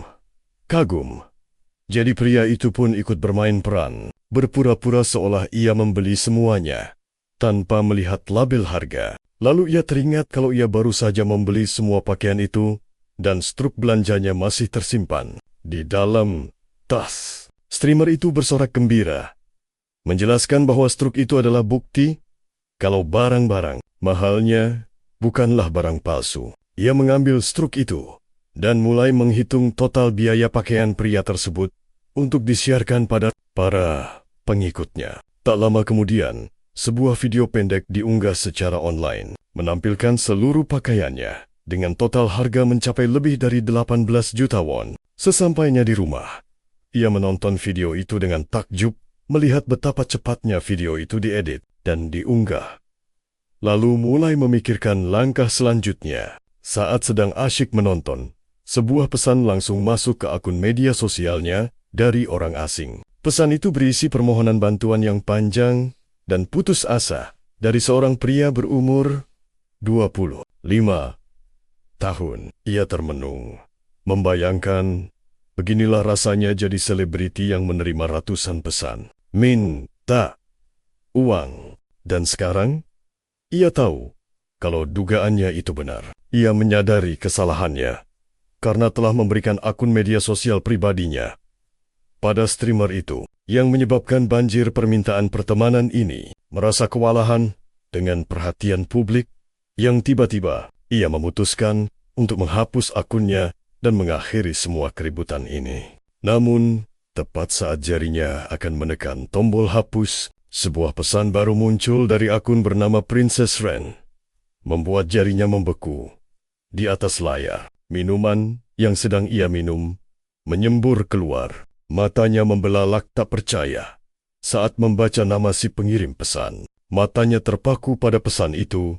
Tak percaya, Putri Ren dari masa SMA benar-benar menghubunginya. Dia menatap foto profil gadis itu, potret di tepi pantai, memastikan bahwa ini bukanlah mimpi. Dengan gugup ia menggigit ponselnya, ribuan pikiran berkecamuk mencoba mencerna keajaiban ini. Baginya, gadis itu adalah sang dewi sekolah, seorang putri sejati dalam segala hal. Sejak tahun pertamanya, para senior berandalan pun tunduk padanya. Bahkan para perundung tak berani menyentuhnya. Hanya dengan kecantikan dan pesonanya, ia telah menaklukkan seluruh sekolah. Sebagai ratu di antara murid lainnya, keringat dingin membasahi pelipisnya. Menyadari mungkin ia tak pernah sekalipun berbicara dengan sang dewi. Dia sampai berlutut di lantai, menimbang-nimbang apakah harus mengambil risiko untuk membalas pesannya. Akhirnya, ia mengetik balasan singkat, menyapanya dan berkata, kalau sudah lama tak berjumpa. Mengejutkan, pesannya langsung dibaca dalam sekejap, membuatnya terperangah dengan kecepatan respon wanita itu. Balasan sang dewi bernada genit, mengatakan bahwa dia masih sama seperti dulu, yang membuatnya semakin salah tingkah. Mulutnya ternganga tak percaya menatap layar ponsel. Sang putri ternyata benar-benar mengingatnya. Lalu pertanyaan sang putri membuatnya langsung membayangkan skenario romantis. Kemudian ia teringat kembali masa sekolah mereka. Bagaimana mereka hanyalah dua orang asing yang berpapasan tanpa pernah bertukar kata. Kini, pertemuan tak terduga ini terasa seperti awal dari sebuah takdir cinta. Saat ia sedang tenggelam dalam lamunan indahnya, bel pintu berbunyi dan makhluk di dompetnya bersuara di kepalanya. Ia memeriksa paket kirimannya.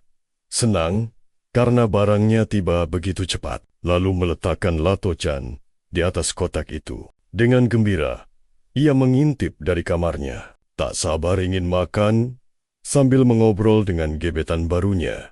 Namun langkahnya terhenti seketika. Raut wajahnya berubah bingung. Melihat siapa yang kini berdiri di ambang pintunya, dia keluar dari kamar. Bertanya-tanya, bagaimana para tamu tak diundang ini bisa menemukan alamatnya. Ternyata, dua monster dari masa lalunya, Yang Ajun dan Janel Sik, berdiri di sana. Kehadiran mereka benar-benar membuatnya syok. Janel Sik menjelaskan dengan enteng bahwa ia mendapat alamatnya dari kartu keanggotaan toko serba ada yang pernah ia daftarkan. Tanpa basa-basi, si perundung mendorongnya masuk, mengatakan ada banyak hal yang perlu dibicarakan. Tatapan mengancam terpancar dari matanya. Pintu terbanting menutup, menjebaknya di dalam apartemennya sendiri bersama dua penyiksanya. Mereka mengamati apartemennya yang berantakan, mengejek bau dan keadaannya. Dia tahu mereka datang untuk sebuah perhitungan. Dia sadar mereka datang untuk balas dendam atas kejadian di restoran.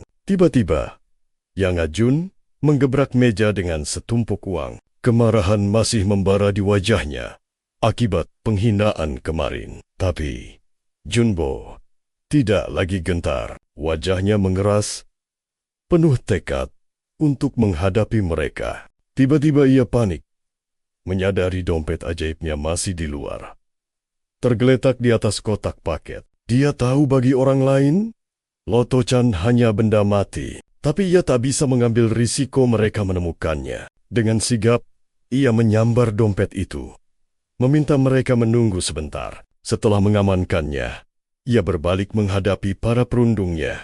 Tatapan matanya kini penuh percaya diri dan menantang, siap menghadapi apapun yang mereka rencanakan. Mereka mengingatkannya bahwa mereka datang untuk bicara, tapi seringai jahat mereka menunjukkan niat yang sesungguhnya. Ia mengepalkan tinjunya. Bukan lagi pecundang yang dulu. Ia menantang mereka memperingatkan bahwa apapun yang mereka lakukan, ia akan membalasnya dengan kekuatan uang. Ia menatap mereka dengan tajam. Sorot matanya begitu dingin, siap untuk konfrontasi yang tak terhindarkan. Namun, alih-alih perkelahian, kedua mantan perundungnya itu tiba-tiba berlutut, memohon bantuannya. Kini mereka duduk di sofa, sementara mantan korban mereka berdiri menjulang. Sebuah pembalikan posisi yang sangat drastis. Dengan senyum penuh harap, mereka memintanya untuk berinvestasi di masa depan mereka, sambil mengajukan sebuah kesepakatan. Jika dia meminjamkan masing-masing 50 juta, mereka akan mengembalikannya 120 juta dalam setahun. Mereka menjelaskan bahwa mereka baru saja ditipu oleh penipu saham. Itulah sebabnya mereka butuh uang. Dia menatap takjub melihat dua penyiksanya kini bersujud memohon di hadapannya. Mereka terus meyakinkannya bahwa ini adalah peluang besar, menjelaskan bahwa semakin besar modal, semakin tinggi keuntungannya.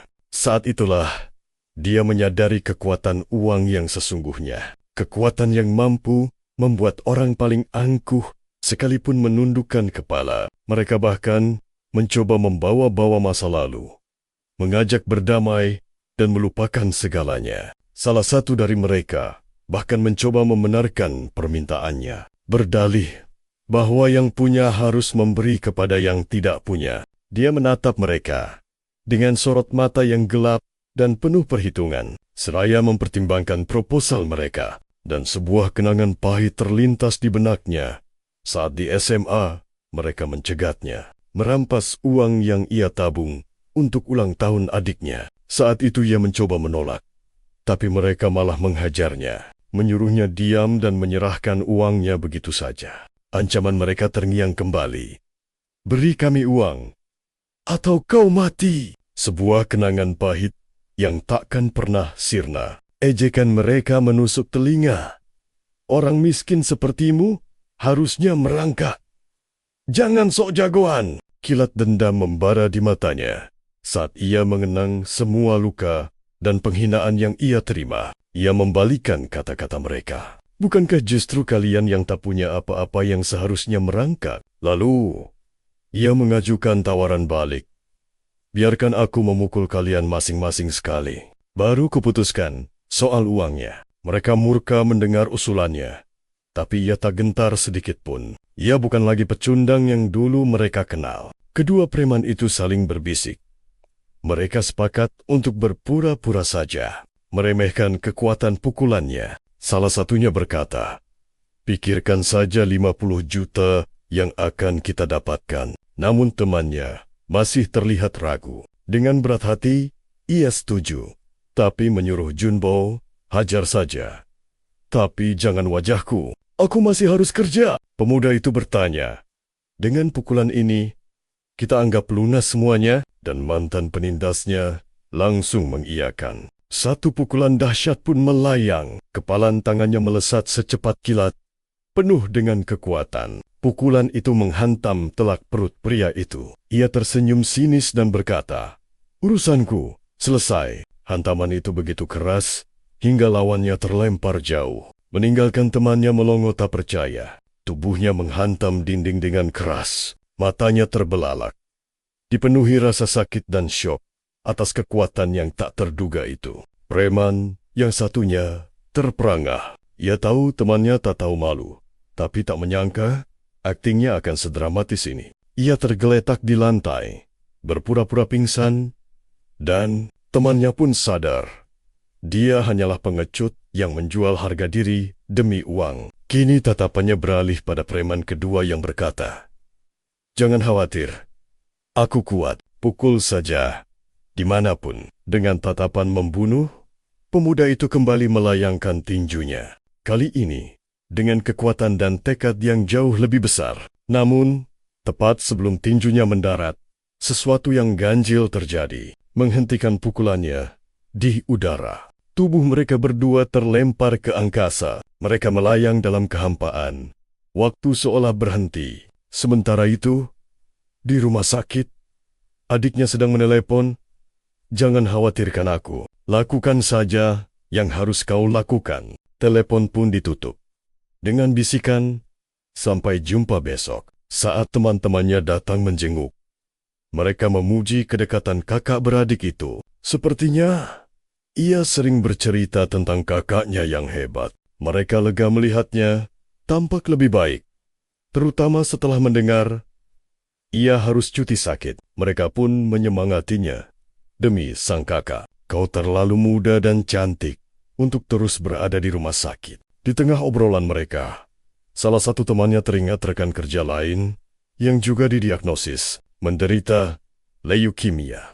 Ia hanya mendengarkan percakapan mereka dalam diam. Raut wajahnya menyiratkan kesedihan yang mendalam. Adegan beralih kembali ke Junbo yang baru saja menelepon dan berjanji akan menjenguk adiknya besok. Ia menutup telepon. Helaan napas berat lolos dari bibirnya. Saat rasa gelisah masih menyelimuti hatinya, ia datang menemui Putri Ren atas permintaannya. Tapi rasa gugup menjalari seluruh tubuhnya. Ia sadar, seumur hidupnya, ia tak pernah berduaan dengan wanita lain selain kerabatnya. Tiba-tiba, sebuah tangan dengan iseng mencubit pipinya. Ia menoleh kaget. Itu Putri Ren yang menyapanya dengan ceria. Lama tidak berjumpa, senyum cerah terlukis di wajah sang putri. Junbo benar-benar bingung dengan kemunculan dan sentuhan tiba-tibanya. Wajahnya seketika memerah padam. Ia menatap tak percaya. Putri Ren yang cantik menyentuhnya. Sang putri bertanya, apa ia sudah makan? Namun Junbo begitu gugup, hingga lidahnya terasa keluh untuk menjawab. Dalam hati, ia merutuki dirinya sendiri karena kehilangan kendali. Berusaha keras untuk menenangkan diri di hadapannya. Ia berhasil menguasai diri dan berkata telah menemukan restoran terdekat. Namun, sang putri dengan lembut menahannya. Tangannya memegang lengan Junbo. Sentuhan lembut namun penuh percaya diri itu membuatnya merinding dan seketika membeku di tempat. Lalu sang putri memberitahunya bahwa ia sudah memesan tempat lain dan mengajaknya untuk pergi ke sana. Junbo begitu terpesona oleh sentuhan dan kecantikannya hingga pikirannya menjadi kosong. Ia tak ingat apa yang mereka bicarakan atau seperti apa restorannya. Semua ingatannya terasa kabur. Satu-satunya hal yang terekam jelas adalah cara sang putri tersenyum padanya. Sebuah kenangan yang terpatri abadi di benaknya. Ia juga ingat bagaimana semua mata di jalan tertuju pada mereka berdua. Ia masih bisa merasakan dengan jelas kelembutan kulit dan hangat tubuh sang putri saat lengannya melingkari lengannya. Seluruh inderanya terfokus pada satu titik. Sentuhan itu sebuah sensasi yang takkan terlupakan. Restoran pilihan sang putri adalah tempat mewah, di mana setiap meja berada di ruangan pribadi. Pendingin ruangan menyala kencang membuat ruangan terasa dingin. Namun, bagi Junbo, yang ia rasakan justru sebaliknya. Keringat dingin mengucur deras, membasahi sekujur tubuhnya. Menjadi saksi bisu betapa gugupnya ia saat ini. Wanita itu mencondongkan tubuhnya, bertanya lembut apakah ia kepanasan. Namun, saking paniknya, kata-kata itu nyaris tak bisa ia cerna. Dengan lembut, tangannya menyentuh wajah pria itu, mengusap keringatnya, membuat sang pemuda menjerit dalam hati, saking terkejutnya. Dengan tatapan cemas, ia bertanya apakah pemuda itu baik-baik saja. Dan detik itu juga, ia benar-benar terhipnotis olehnya. Ia membalas tatapannya, jantungnya berdebar kencang, benar-benar terpikat oleh pesona sang putri cantik di sisinya. Sang putri mendekatkan wajahnya, tangannya dengan lembut menangkup dagu pemuda itu, yang tampak benar-benar kebingungan. Ia panik setengah mati. Sadar jika terus begini, bibir mereka pasti akan bersentuhan. Matanya terbelalak. Kacamatanya bahkan sampai sedikit miring karena syok. Akan tetapi, tepat sesaat sebelum jarak mereka terkikis habis, pemuda itu tiba-tiba mencengkeram pergelangan tangannya, menghentikan gerakannya sambil menahannya. Ia menatap sang putri dengan ekspresi serius dan memanggil namanya, Putri Ren. Kemudian, dengan nada penuh kekhawatiran, ia bertanya, apakah ada seseorang yang telah menyakitinya? Matanya tertuju lurus ke lengan sang putri. Ren tampak terkejut mendengar pertanyaan tiba-tiba itu, dan balik bertanya, apa maksud perkataannya? Pemuda itu menunjuk ke arah lengannya, menjelaskan bahwa ia melihat beberapa bekas di sana, dan bertanya, apakah plester itu untuk menutupi luka memar? Ren lantas menjelaskan bahwa plester yang besar adalah plester pendingin, sementara yang kecil adalah penghangat, dan ia memakai keduanya di lengan yang sama, tergantung kondisi memarnya. Setelah memberikan penjelasan yang begitu detail, ia tertawa kecil sambil menutupi mulutnya. Dengan penuh percaya diri, ia bertanya, siapa yang berani macam-macam dengannya? Wanita itu lalu mengungkapkan bahwa memar-memar itu sebenarnya disebabkan oleh gesekan saat ia berlatih tarian tiang. Dengan bangga, ia memamerkan lekuk tubuhnya, menyatakan bahwa tubuh sepertinya tak mungkin didapat tanpa kerja keras. Seketika, bayangan Putri Ren yang anggun sedang menari di tiang melintas di benak pemuda itu. Pemuda itu hanya bisa terdiam, berpikir betapa luar biasanya wanita ini. Ren kemudian mengalihkan pembicaraan, berkata ia lapar dan bertanya apa yang ingin dimakan pemuda itu. Ia memegang garpunya, menatap hidangan utama seharga 230.000 satu. Seorang pelayan menyajikan makanannya, dan ia menyadari porsinya sangat kecil, lebih mirip seperti sebuah karya seni. Sambil memotong steaknya, ia jadi teringat pada bibimbap yang ia makan beberapa hari lalu. Ia teringat bagaimana kakaknya dulu sering membuatkannya seminggu sekali. Dalam kenangannya, sang kakak menyuruhnya berhenti menambahkan terlalu banyak minyak yang sama. Tapi ia bersikeras, itu membuat rasanya jauh lebih nikmat. Mereka terbiasa makan di lantai, mencampurkan semua sisa makanan agar tak ada yang terbuang. Karena itulah, baginya makanan hanyalah pengisi perut semata. Namun kini ia sadar, bagi orang kaya seperti wanita di sampingnya, makan adalah sebuah pengalaman yang harus dinikmati. Ren menyadari tatapan pemuda itu dan bertanya mengapa. Dengan cepat, pemuda itu menjawab bahwa makanannya benar-benar sangat lezat. Sambil tersenyum tipis, Ren berkata bahwa sekarang mereka akhirnya punya sesuatu untuk dibicarakan. Ia baru sadar, ternyata wanita itu memperhatikan betapa pendiamnya ia selama mereka makan. Sambil melamun, Ren berujar bahwa orang-orang yang mapan secara finansial cenderung lebih baik hati. Tak lama, mereka terlihat berjalan bersama, dan Ren dengan akrab memanggilnya Jirenchan. Pemuda itu tersenyum hangat, tampak menikmati waktu mereka. Dari situ ia mengerti.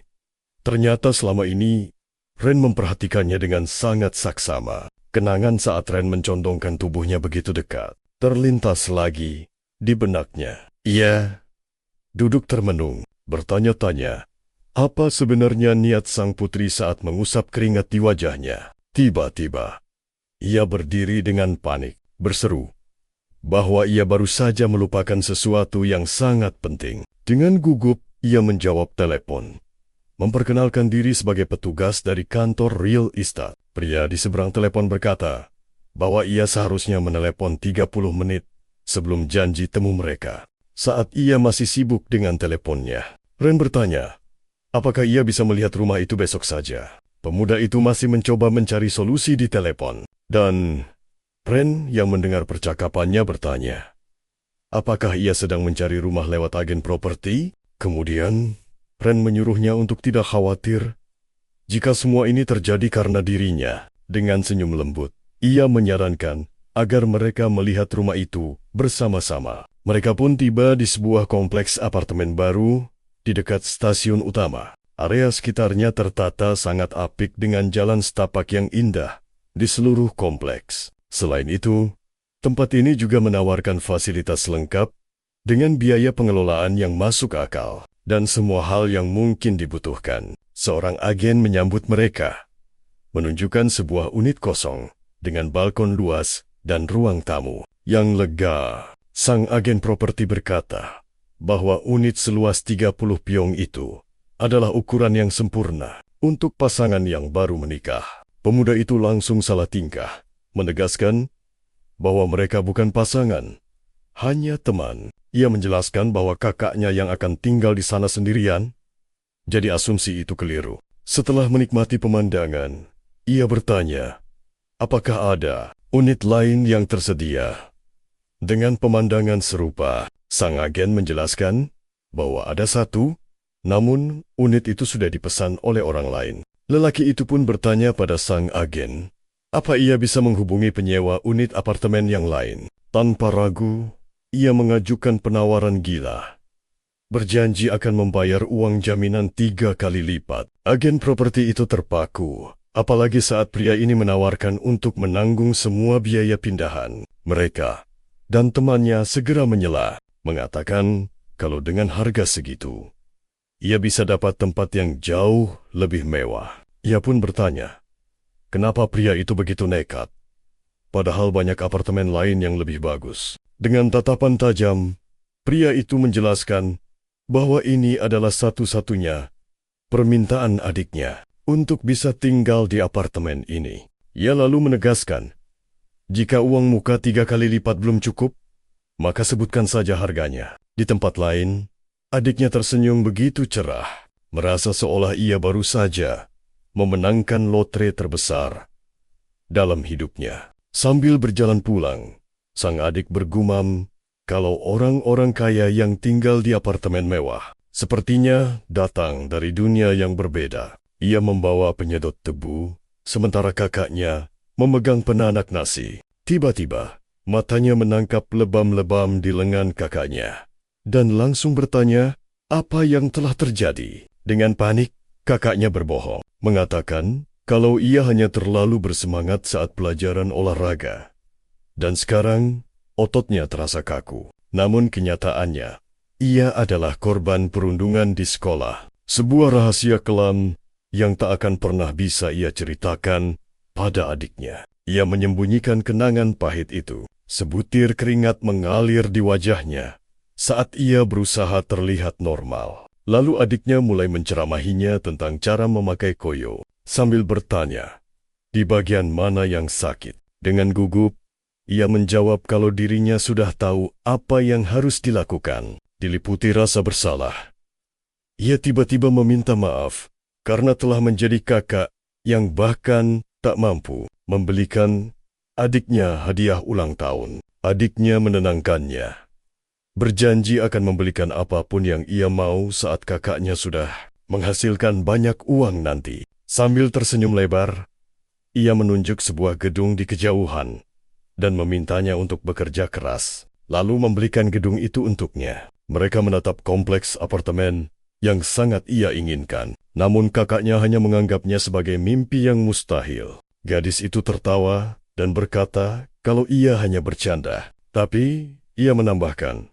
jika suatu hari nanti ia bisa tinggal di rumah dengan pemandangan seperti itu, rasanya semua impiannya sudah terwujud. Kembali ke masa kini, penyewa sebelumnya dengan senang hati menerima uang muka 3 kali lipat untuk membatalkan kontrak apartemen itu. Ia pun menandatangani kontrak baru, memastikan rumah dengan pemandangan sempurna itu kini resmi menjadi milik adiknya. Ia menelepon Ren, memberitahukan bahwa uang deposit telah ditransfer, dan ia juga sudah menandatangani kontrak untuk rumahnya sendiri. Pria itu mendapatkan sebuah penthouse mewah di lantai 54, unit apartemen tertinggi di seluruh negeri. Ren terperanjat mendengarnya dan memintanya untuk berpikir ulang karena biaya sewanya pasti sangat gila. Ren menjelaskan kalau biaya sewa per bulannya hampir setara dengan gaji tahunan seorang pegawai kantoran, dan menyarankan untuk mencari tempat dengan uang jaminan yang lebih rendah. Tersentuh oleh perhatian temannya, pria itu hanya bisa tersenyum, tak sanggup menemukan kata-kata untuk membalasnya. Ia menatap keluar jendela raksasa, berpikir dalam hati bahwa ia tak mungkin mengatakan kalau waktu hidupnya sudah dihitung mundur. Setelah memastikan rumah dan masa depan adiknya aman, ia menatap kedua tangannya, siap menghadapi takdir apapun yang menantinya. Ia memandangi makhluk kecil yang tersenyum di tangannya, berpikir bahwa kini ia bisa pergi tanpa penyesalan. Ia pun meminta El Chan untuk merawatnya hingga akhir tiba. Tepat pada saat itu, sebuah suara dari arah pintu masuk membuatnya menoleh kaget. Ia berjalan ke arah pintu, bertanya-tanya, siapa yang datang? Karena ia sama sekali tidak memesan apapun. Ia mengira itu mungkin hanya pihak manajemen gedung, tapi saat matanya melirik ke layar interkom, dunianya seakan berhenti berputar. Wajah Putri Ren terpampang di monitor, membuatnya tak percaya dengan apa yang ia lihat. Wanita itu berdiri tepat di depan pintu rumahnya, dan entah bagaimana caranya, ia bisa menemukan alamat apartemen barunya. Beberapa saat kemudian, wanita itu sudah duduk di sofanya, dan bertanya apakah pria itu mau jika ia tinggal bersamanya. Pria itu benar-benar kebingungan.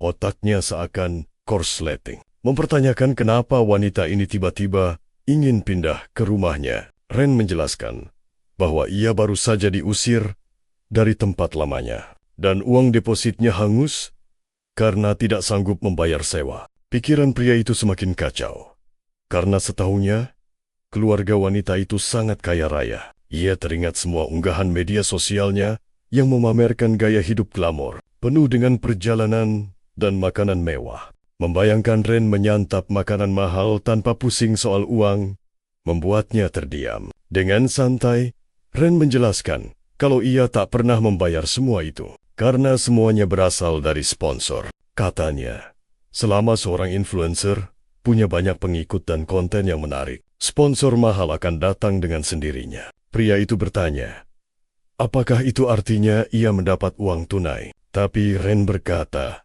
kalau itu hanyalah gaya hidup yang disponsori, tanpa ada uang sungguhan. Kemudian, Ren mendekatkan wajahnya, bertanya apakah mereka bisa tinggal bersama sampai ia berhasil mengumpulkan uang untuk deposit. Rumah baru, jarak mereka yang begitu dekat, membuat pria itu kewalahan. Wajahnya memerah padam, dan keringat dingin mulai membasahi pelipisnya. Jangankan tinggal bersama, membayangkannya saja sudah membuat jantungnya berdebar tak karuan. Ia berusaha menenangkan diri dan berpikir jernih, tapi di matanya, wanita di hadapannya ini adalah seorang dewi yang sempurna. Ia lalu mencoba meyakinkan dirinya, berpikir kalau ini hanyalah klise, murahan yang sering ada di komik-komik jadul. Ia berusaha merasionalisasi situasi ini, menganggap tinggal bersama gadis cantik adalah hal yang biasa dalam cerita fiksi. Tapi, ia langsung sadar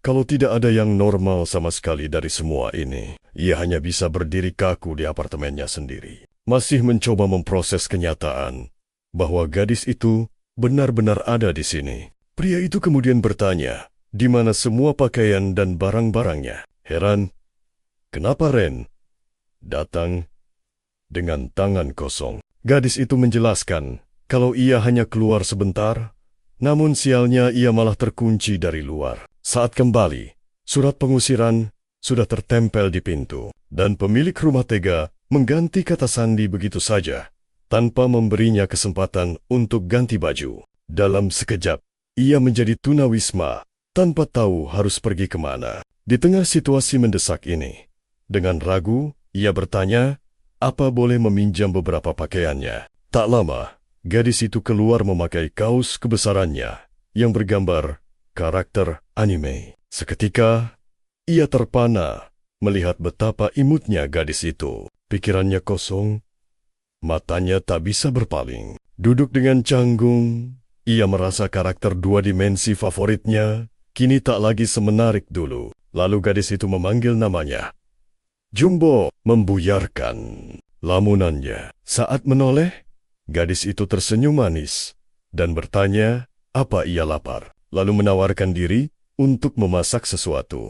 Bahkan, sebelum ia sempat menjawab, gadis itu sudah cekatan di dapur, memecahkan sebutir telur ke dalam panci. Ia hanya bisa memandangi punggungnya dengan ekspresi gugup sekaligus tak percaya. Tak pernah terbayangkan olehnya. Putri Ren yang terkenal itu kini sedang memasak di dapurnya yang sederhana. Imajinasinya pun meliar, membayangkan mereka memasak bersama dengan bahagia layaknya pasangan pengantin baru. Suara gadis itu dari dapur membuyarkan khayalannya, menyuruhnya duduk karena makanan sudah siap. Saat mereka duduk berhadapan, Gadis itu meminta maaf karena tak banyak bahan di kulkas, sebab ia sendiri terbiasa memesan makanan dari luar. Ia menatap mangkuk di hadapannya, terkejut karena gadis itu berhasil membuat ramyeon, walau mie-nya terlihat sedikit lembek. Ia menyebutnya ramyeon Sungai Han, jenis ramyeon yang biasanya dibuat oleh para nenek. Gadis itu langsung minta maaf, mungkin karena ia menuang terlalu banyak air. Ia menghela napas, mengaku tak pandai menakar air, bahkan bercanda. Jadi takut air karena supnya yang gagal ini. Dengan cepat, pemuda itu menenangkannya. Ia berkata, ini tidak apa-apa. Makanan yang tidak terlalu asin justru lebih sehat dan sangat pas untuk camilan tengah malam. Ia pun berterima kasih dan mulai menyantap mie-nya. Sementara sang gadis memperhatikannya dengan tatapan penasaran. Tak lama, gadis itu ikut menyantap ramyeonnya dengan senyum tipis di wajah. Di tengah suapannya, pemuda itu terdiam sejenak. Benaknya dipenuhi kebingungan atas semua yang terjadi. Ia berpikir, bahkan di saat ajalnya tiba nanti, ia akan selalu mengingat momen ini, momen yang terlalu berharga untuk dilupakan. Sementara itu, di sudut lain apartemen, sesosok makhluk kecil bernama Latto sedang beristirahat dengan nyaman di atas bantal di dalam lemari yang dikelilingi tumpukan uang. Pemuda itu membuka pintu lemari, mengecek Lotto karena khawatir ia pengap di dalam sana. Setelah itu, ia menyiapkan tempat tidurnya sendiri di lantai. Menurutnya, hewan memang lebih suka tempat yang gelap dan tertutup untuk beristirahat. Selesai merapikan tempat tidur, diam-diam ia bertanya-tanya dalam hati, apa Putri Ren sudah terlelap di kamar sebelah? Benar saja, gadis itu sudah tertidur pulas. Ia menduga gadis itu pasti sangat lelah, baik fisik maupun mental, setelah diusir begitu saja. Namun, kemudian ia sadar gadis itu memakai selimutnya yang belum dicuci. Fakta bahwa sang putri tidur sambil menghirup aromanya membuat imajinasinya melayang liar. Wajahnya seketika memerah saat benaknya mulai dipenuhi pikiran-pikiran yang tidak senonoh.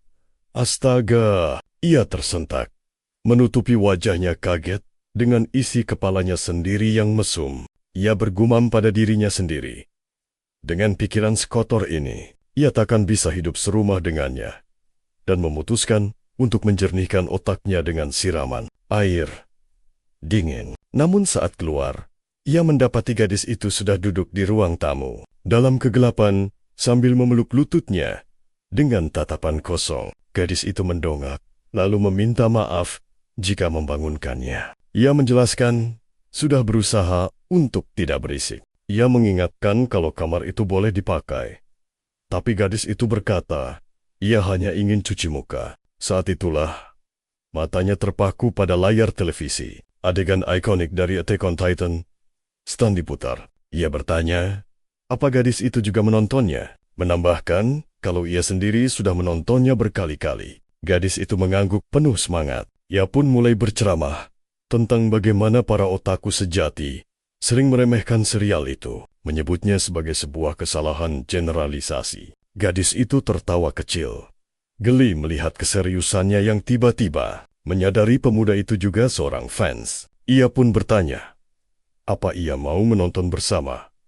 Karena dirinya tak bisa tidur. Akhirnya, mereka pun duduk bersebelahan, dan gadis itu bertanya sudah berapa kali ia menamatkan seluruh serinya. Di layar, adegan ikonik persembahkan jantungmu pun diputar. Mereka menonton momen menegangkan itu bersama, dan ia tak bisa menahan diri untuk berkomentar betapa kerennya adegan itu. Dengan antusias ia menjelaskan, ini adalah momen epik saat Kapten Levi pertama kali mengucapkan kalimat legendaris itu. Lalu, tanpa peringatan, gadis itu menyandarkan kepalanya di bahu pemuda itu. Matanya terpejam, dan ia tampak tertidur dengan damai di sisinya. Dia terus saja berceloteh tentang acara di layar, sama sekali tak sadar kalau wanita di sebelahnya sudah tak lagi menyimak. Perlahan, ia menolehkan kepala, dan seketika rona merah menjalari wajahnya saat menyadari betapa dekat jarak mereka. Jantungnya berdebar, bertanya-tanya apakah ini hanya sebuah lelucon atau wanita itu memang serius. Namun setelah diamati, terdengar deru napas yang halus. Dan barulah ia sadar, wanita itu benar-benar sudah tertidur. Seketika tubuhnya membeku.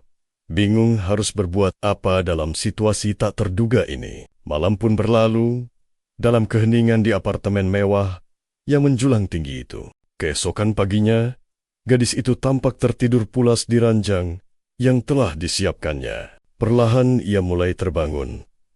Mengucek matanya saat cahaya pagi menerobos masuk. Dilihatnya pria itu sudah rapi dengan tas kerja. Yang langsung bertanya, apakah ia sudah bangun? Pria itu menyapanya dengan ceria. Dan wanita itu hanya menjelaskan kalau ia ketiduran. Lalu balik bertanya, apakah tidurnya nyenyak? Sambil mengacungkan jempol, ia menjawab tentu saja. Padahal kenyataannya, ia tak bisa tidur sama sekali. Saat hendak berpamitan, wanita itu bertanya, ia mau kemana? Melihat penampilannya yang sudah rapi, pria itu menjelaskan kalau ia akan melunasi sisa tagihan rumah sakit adiknya. Ia pun melambaikan tangan dan berjanji akan menemuinya lagi nanti. Namun, tepat saat ia akan melangkah pergi, wanita itu memintanya menunggu. Lalu bertanya, apakah ia boleh meminjam komputernya sebentar? Tentu saja, pria itu dengan senang hati mengizinkannya dan memberitahu letak laptop di sebuah ruangan kecil. Setelah melambaikan tangan untuk terakhir kali, pria itu pun pergi meninggalkannya seorang diri. Sepeninggalnya, wanita itu menatap punggungnya sejenak. Sebelum beranjak ke ruangan itu, ekspresi yang gelap dan tajam terpancar di wajahnya saat ia berdiri di depan pintu. Malamnya, di tengah hujan deras yang mengguyur kota, pemuda itu kembali ke apartemennya. Namun, ia menemukan sepasang sepatu, dompet, dan beberapa dokumen tergeletak berantakan di dekat pintu masuk. Benar saja, saat ia masuk ke dalam, Putri Ren sudah tidak ada di sana. Ia segera memeriksa lemari dan mendapati seluruh uangnya telah lenyap. Rasa panik yang luar biasa menyelimutinya, membuatnya histeris meneriakkan nama Lan. Pria kita begitu terkejut hingga meneriakkan nama Ganjulin. Ia lalu bertanya, apakah wanita pencuri itu adalah orang yang sama? Dengan tenang, bosnya membenarkan. Bahkan mengaku kalau dialah yang menghubunginya. Masih tak percaya. Temannya kembali memastikan, apa benar Ganjulin yang lebih dulu menghubunginya? Sang bos lalu menjelaskan kalau ia menemukan pria itu lewat pesan pribadi. Setelah melihatnya di beranda media sosial, pria berplester itu menatap ponselnya dengan tatapan cemburu. Tapi temannya yang lain teringat. Uang itu disimpan di lemari. Lantas ia melontarkan pertanyaan besar. Apa Ganjulin sampai datang ke rumah mereka? Hening yang mencekam menyelimuti ruangan saat kedua temannya menunggu jawaban. Lalu sang bos menjatuhkan sebuah bom. Mengatakan kalau wanita itu bahkan menginap semalaman. Tiba-tiba, sebuah kilas balik menunjukkan mereka berdua berpelukan di atas ranjang. Kedua temannya benar-benar tak bisa berkata-kata. Fakta bahwa wanita itu menginap membuat mereka merasa kalah telak, karena tak mungkin mereka bisa bersaing dengan itu. Akan tetapi, pria dengan rambut klimis itu sepertinya tiba-tiba teringat sesuatu. Dia bertanya pada temannya, bukankah Ganjulin pernah datang ke toko mereka bersama seorang pria? Mereka kembali terkejut mendengar fakta bahwa Ganjulin punya pacar. Bosnya lalu mengonfirmasi kalau wanita itu memang terkadang datang bersama pria itu. Faktanya, Ganjulin hanya pernah membeli barang untuk pacarnya itu. Terungkap sudah, ia mendekati si bos kaya hanya untuk menipunya dan menguras hartanya. Setelah itu, uang tunai hasil menipu ia habiskan untuk kekasihnya yang sebenarnya. Si bos kembali meminta konfirmasi. Apakah wanita itu datang ke toko? Dan temannya berteriak, menegaskan kalau ia datang bersama pacarnya. Mendengar itu, si bos hanya tersenyum licik dan berkata bahwa semuanya kini berjalan sempurna. Adegan kemudian beralih ke kilas balik masa lalu Ganjin, mengungkap sosok ayahnya yang kejam. Saat kecil, ia tak pernah mendapat pertolongan dan terus-menerus menjadi korban kekerasannya. Pria itu akan memukulinya tanpa ampun setiap kali ibunya tak ada di rumah. Dan saat ibunya ada, giliran sang ibu yang menjadi sasaran amarahnya. Ganjulin kecil terpaksa menyaksikan ibunya disiksa tanpa henti, tanpa alasan yang jelas. Suatu hari, karena takut akan mati, ia bersembunyi di kamar mandi dan menelepon polisi. Mendengar polisi memasuki rumah, ia berharap ayahnya akhirnya akan ditangkap. Namun dari dalam kamar mandi, yang bisa ia dengar hanyalah suara tawa. Sesaat kemudian, seorang petugas membuka pintu dan menemukannya meringkuk di sana. Bukannya menolong, petugas itu justru memarahinya, menyuruhnya untuk patuh pada ayahnya. Mereka menganggapnya hanya sebagai masalah disiplin keluarga biasa dan hanya menasihati ayahnya agar tidak terlalu kasar. Setelah polisi pergi, ayahnya menatapnya dengan tatapan yang mengerikan. Hari itu, ia dipaksa berlutut memohon ampun dia. Begitu urusannya selesai, perintah selanjutnya pun turun, pergi ke swalayan terdekat untuk membeli alkohol. Bahkan di usianya yang baru 9 tahun, penampilannya sudah menjadi sumber rasa malu yang mendalam. Maka dari itu, sebelum melangkahkan kaki ke pasar, ia selalu berupaya membersihkan dirinya, walau hanya sedikit. Kemudian, topeng senyuman akan ia kenakan, sebagai usaha mati-matian untuk terlihat seperti anak normal yang bahagia. Kasir minimarket itu menatap Ganjulin kecil dengan pandangan iba, lalu menyerahkan uang kembalian padanya, yang diterima Ganjulin dengan senyum cerah. Saat melangkah pergi, hatinya begitu lega, sepertinya wanita itu tidak menyadari luka lebam di tubuhnya. Sejak hari itu, ia memilih menghabiskan waktu di luar rumah untuk menghindari ayahnya, menunggu di taman hingga pria itu tertidur pulas. Dan setiap hari, seorang anak laki-laki akan melintas di hadapannya pada waktu yang sama persis. Ganjulin tak pernah tahu alasannya, tapi anak itu selalu menebar senyum yang begitu tulus. Tak lama kemudian, ibunya pun berpulang. Ia sering melihat anak itu berjalan pulang bersama kakaknya, berbagi jajanan sambil tertawa riang. Anak itu tampak bahagia, bahkan berkata akan melindungi kakaknya menggantikan orang tua mereka. Namun, malam-malam, Ganjulin tak seceria itu, terlebih saat hujan mulai turun. Bersembunyi di dalam terowongan taman, tubuhnya menggigil menahan dingin, bertanya-tanya, kapan ia bisa pulang? Ia hanya bisa berharap ayahnya tidur lebih awal malam ini. Namun tiba-tiba, sesosok bayangan muncul tepat di depan persembunyiannya. Saat ia mendongak, wajah mengerikan itu menyambutnya. Jantungnya seakan diremas oleh ketakutan. Ayahnya telah menemukannya. Tanpa ampun, pria itu menjambak rambutnya, menyeretnya ke tengah hujan, sambil memakinya karena berani keluar rumah. Ternyata, kemarahannya meledak, hanya karena harus membeli minuman keras sendiri. Di tengah derasnya hujan, pria itu lupa. Saat hujan, ia biasa pergi ke bar dekat taman. Ganjulin hanya bisa menyalahkan dirinya sendiri. Merasa begitu bodoh karena tidak bisa menghindar. Ia berpikir, andai saja dirinya menjadi anak yang lebih baik, mungkin takdirnya akan berbeda. Mungkin keluarganya bisa bahagia dan penuh senyum, seperti keluarga anak laki-laki itu. Selama ini, ia tak pernah menangis meski dipukuli ayahnya. Tapi, hari itu berbeda. Kemarahan ayahnya makin menjadi.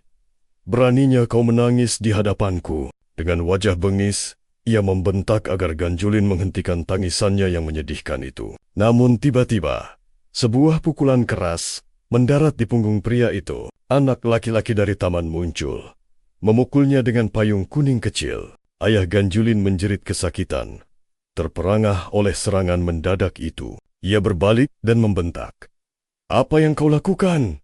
Bocah sialan!" Namun, anak itu berdiri dengan gagah, balas berteriak agar ia berhenti menyakiti seorang anak. Ia memasang badan, berdiri di antara Ganjulin dan ayahnya yang kejam untuk melindunginya. Dengan mata berlinang air mata, Ganjulin menatap pahlawan kecilnya. Adegan kilas balik pun berakhir, membawa kita pada Ganjulin dewasa yang berada dalam kondisi mengenaskan. Tubuhnya terikat tak berdaya pada sebuah pipa. penuh luka dan rasa sakit. Panas, haus, dan lapar menyiksanya. Menguras seluruh sisa tenaganya, ia mencoba melepaskan ikatan kabel yang melilitnya, namun menyadari bahwa kekuatannya telah benar-benar habis. Terbaring di sana, ia bertanya-tanya, apakah ini akhir hidupnya? Ia tak takut mati. Tapi ia begitu cemas meninggalkan ibunya seorang diri. Setelah semua penderitaan ini, ia mulai berpikir bahwa mungkin kematian adalah jalan keluar yang terbaik. Namun, tepat saat ia hendak menyerah pada takdir, sepasang sepatu muncul dari celah pintu. Ganjulin mendongak dengan secercah harapan. Sosok itu adalah bosnya yang kaya raya, yang terbelalak kaget melihat kondisinya saat ini. Matanya memancarkan keterkejutan, bercampur dengan permohonan putus asa agar ia diselamatkan. Dan akhirnya, setelah ditahan begitu lama, air mata pun tumpah dari pelupuk matanya. Dengan sisa tenaga, ia berteriak memohon pertolongan. Cerita kemudian mundur beberapa jam sebelumnya. Di rumah sakit Universitas Mary, seorang pria berpenampilan urakan dihentikan oleh perawat yang mengatakan bahwa pasien bernama Qian Huai tidak bisa menerima tamu. Pria itu mencibir, bahkan nekat menyalakan rokok elektrik di dalam rumah sakit. Namun, seorang perawat dengan tegas bersikeras meminta pria itu untuk segera pergi dari sana. Hal itu membuat pria itu murka. Dengan kasar, ia mencengkeram lengan perawat, lalu mendorong mereka ke samping sambil berkoar-koar tentang betapa penting dirinya. Seorang perawat segera memanggil keamanan, tapi pria itu hanya tertawa meremehkan usaha mereka. Dengan angkuh, ia melangkah ke pintu, merasa menang. Namun tiba-tiba, seorang pria jangkung berjas menghadang jalannya. Pria licik itu terkejut. Dengan gugup ia bertanya, siapa gerangan pria baru ini? Pria berjas itu berkata dengan tenang, Nona Qian tidak punya hubungan apapun denganmu. Pergilah. Si pria licik lantas mengubah taktiknya, berpura-pura menjadi rekan kerja yang khawatir. Kemudian, ia menciptakan pengalihan dengan berteriak seolah-olah sesuatu yang gawat terjadi di dalam ruangan. Memanfaatkan kelengahan sesaat, ia berhasil menyelinap masuk. Pria licik itu tak percaya. Rencana konyolnya benar-benar berhasil. Namun dalam sekejap, pengawal itu sudah melumpuhkannya, membuatnya terkapar, tak berdaya di lantai. Pria itu mengaduh lehernya sakit, sementara si pengawal berdiri tanpa ekspresi. Setelah membereskannya, ia dengan tenang membuka telapak tangannya. Di tangannya hanya ada sebutir permen pelega tenggorokan. Ia lalu memberikannya pada sang pasien. Qian Huai, sebagai hadiah, semoga lekas sembuh. Qian Huai tampak bingung menerima hadiah yang aneh itu. Sambil menyeret pria licik itu pergi, si pengawal mulai menjelaskan situasinya. Pria itu masih saja mengelak, bersikeras bahwa ia datang hanya untuk berkunjung, dan bahkan sudah membawa hadiah.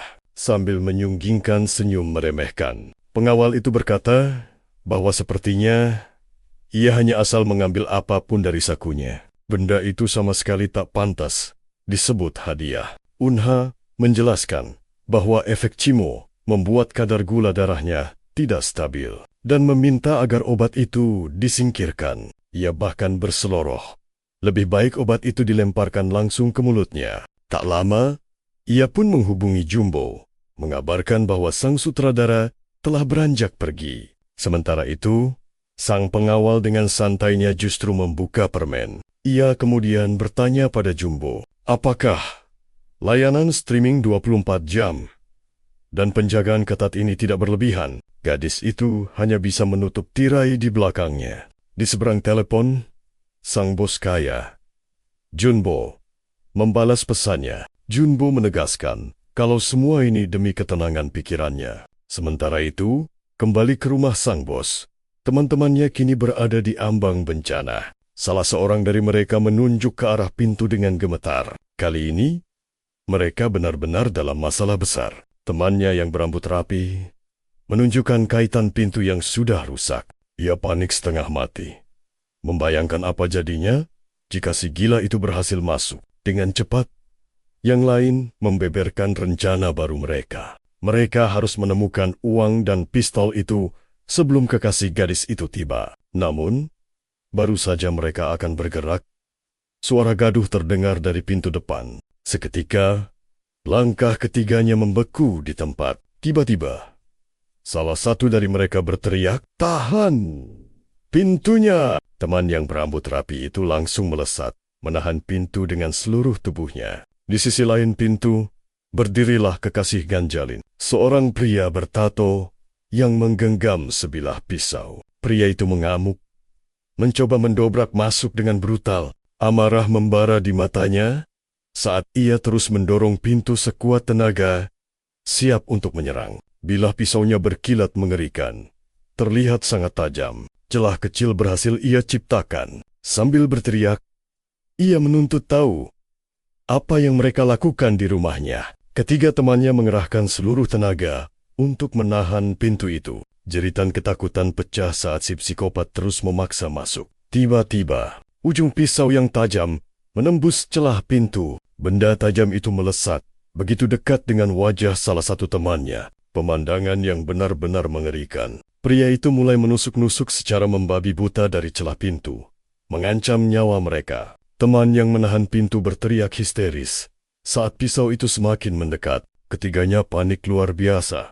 Sementara si psikopat tak henti-hentinya mencoba menikah mereka. Di tempat lain, tokoh utama kita, Junbo, diliputi amarah besar. Ia berteriak, menyuruh teman-temannya menarik pintu lebih kencang lagi. Lengan pria itu kini terjepit. Lengannya berhasil terlepas, namun pisaunya justru tersangkut di pintu. Mereka bertanya-tanya, bisakah mereka menyingkirkannya? Cerita kemudian mundur ke beberapa saat sebelumnya. Namun, terungkap fakta mengejutkan. Apa yang dikatakan Yang A.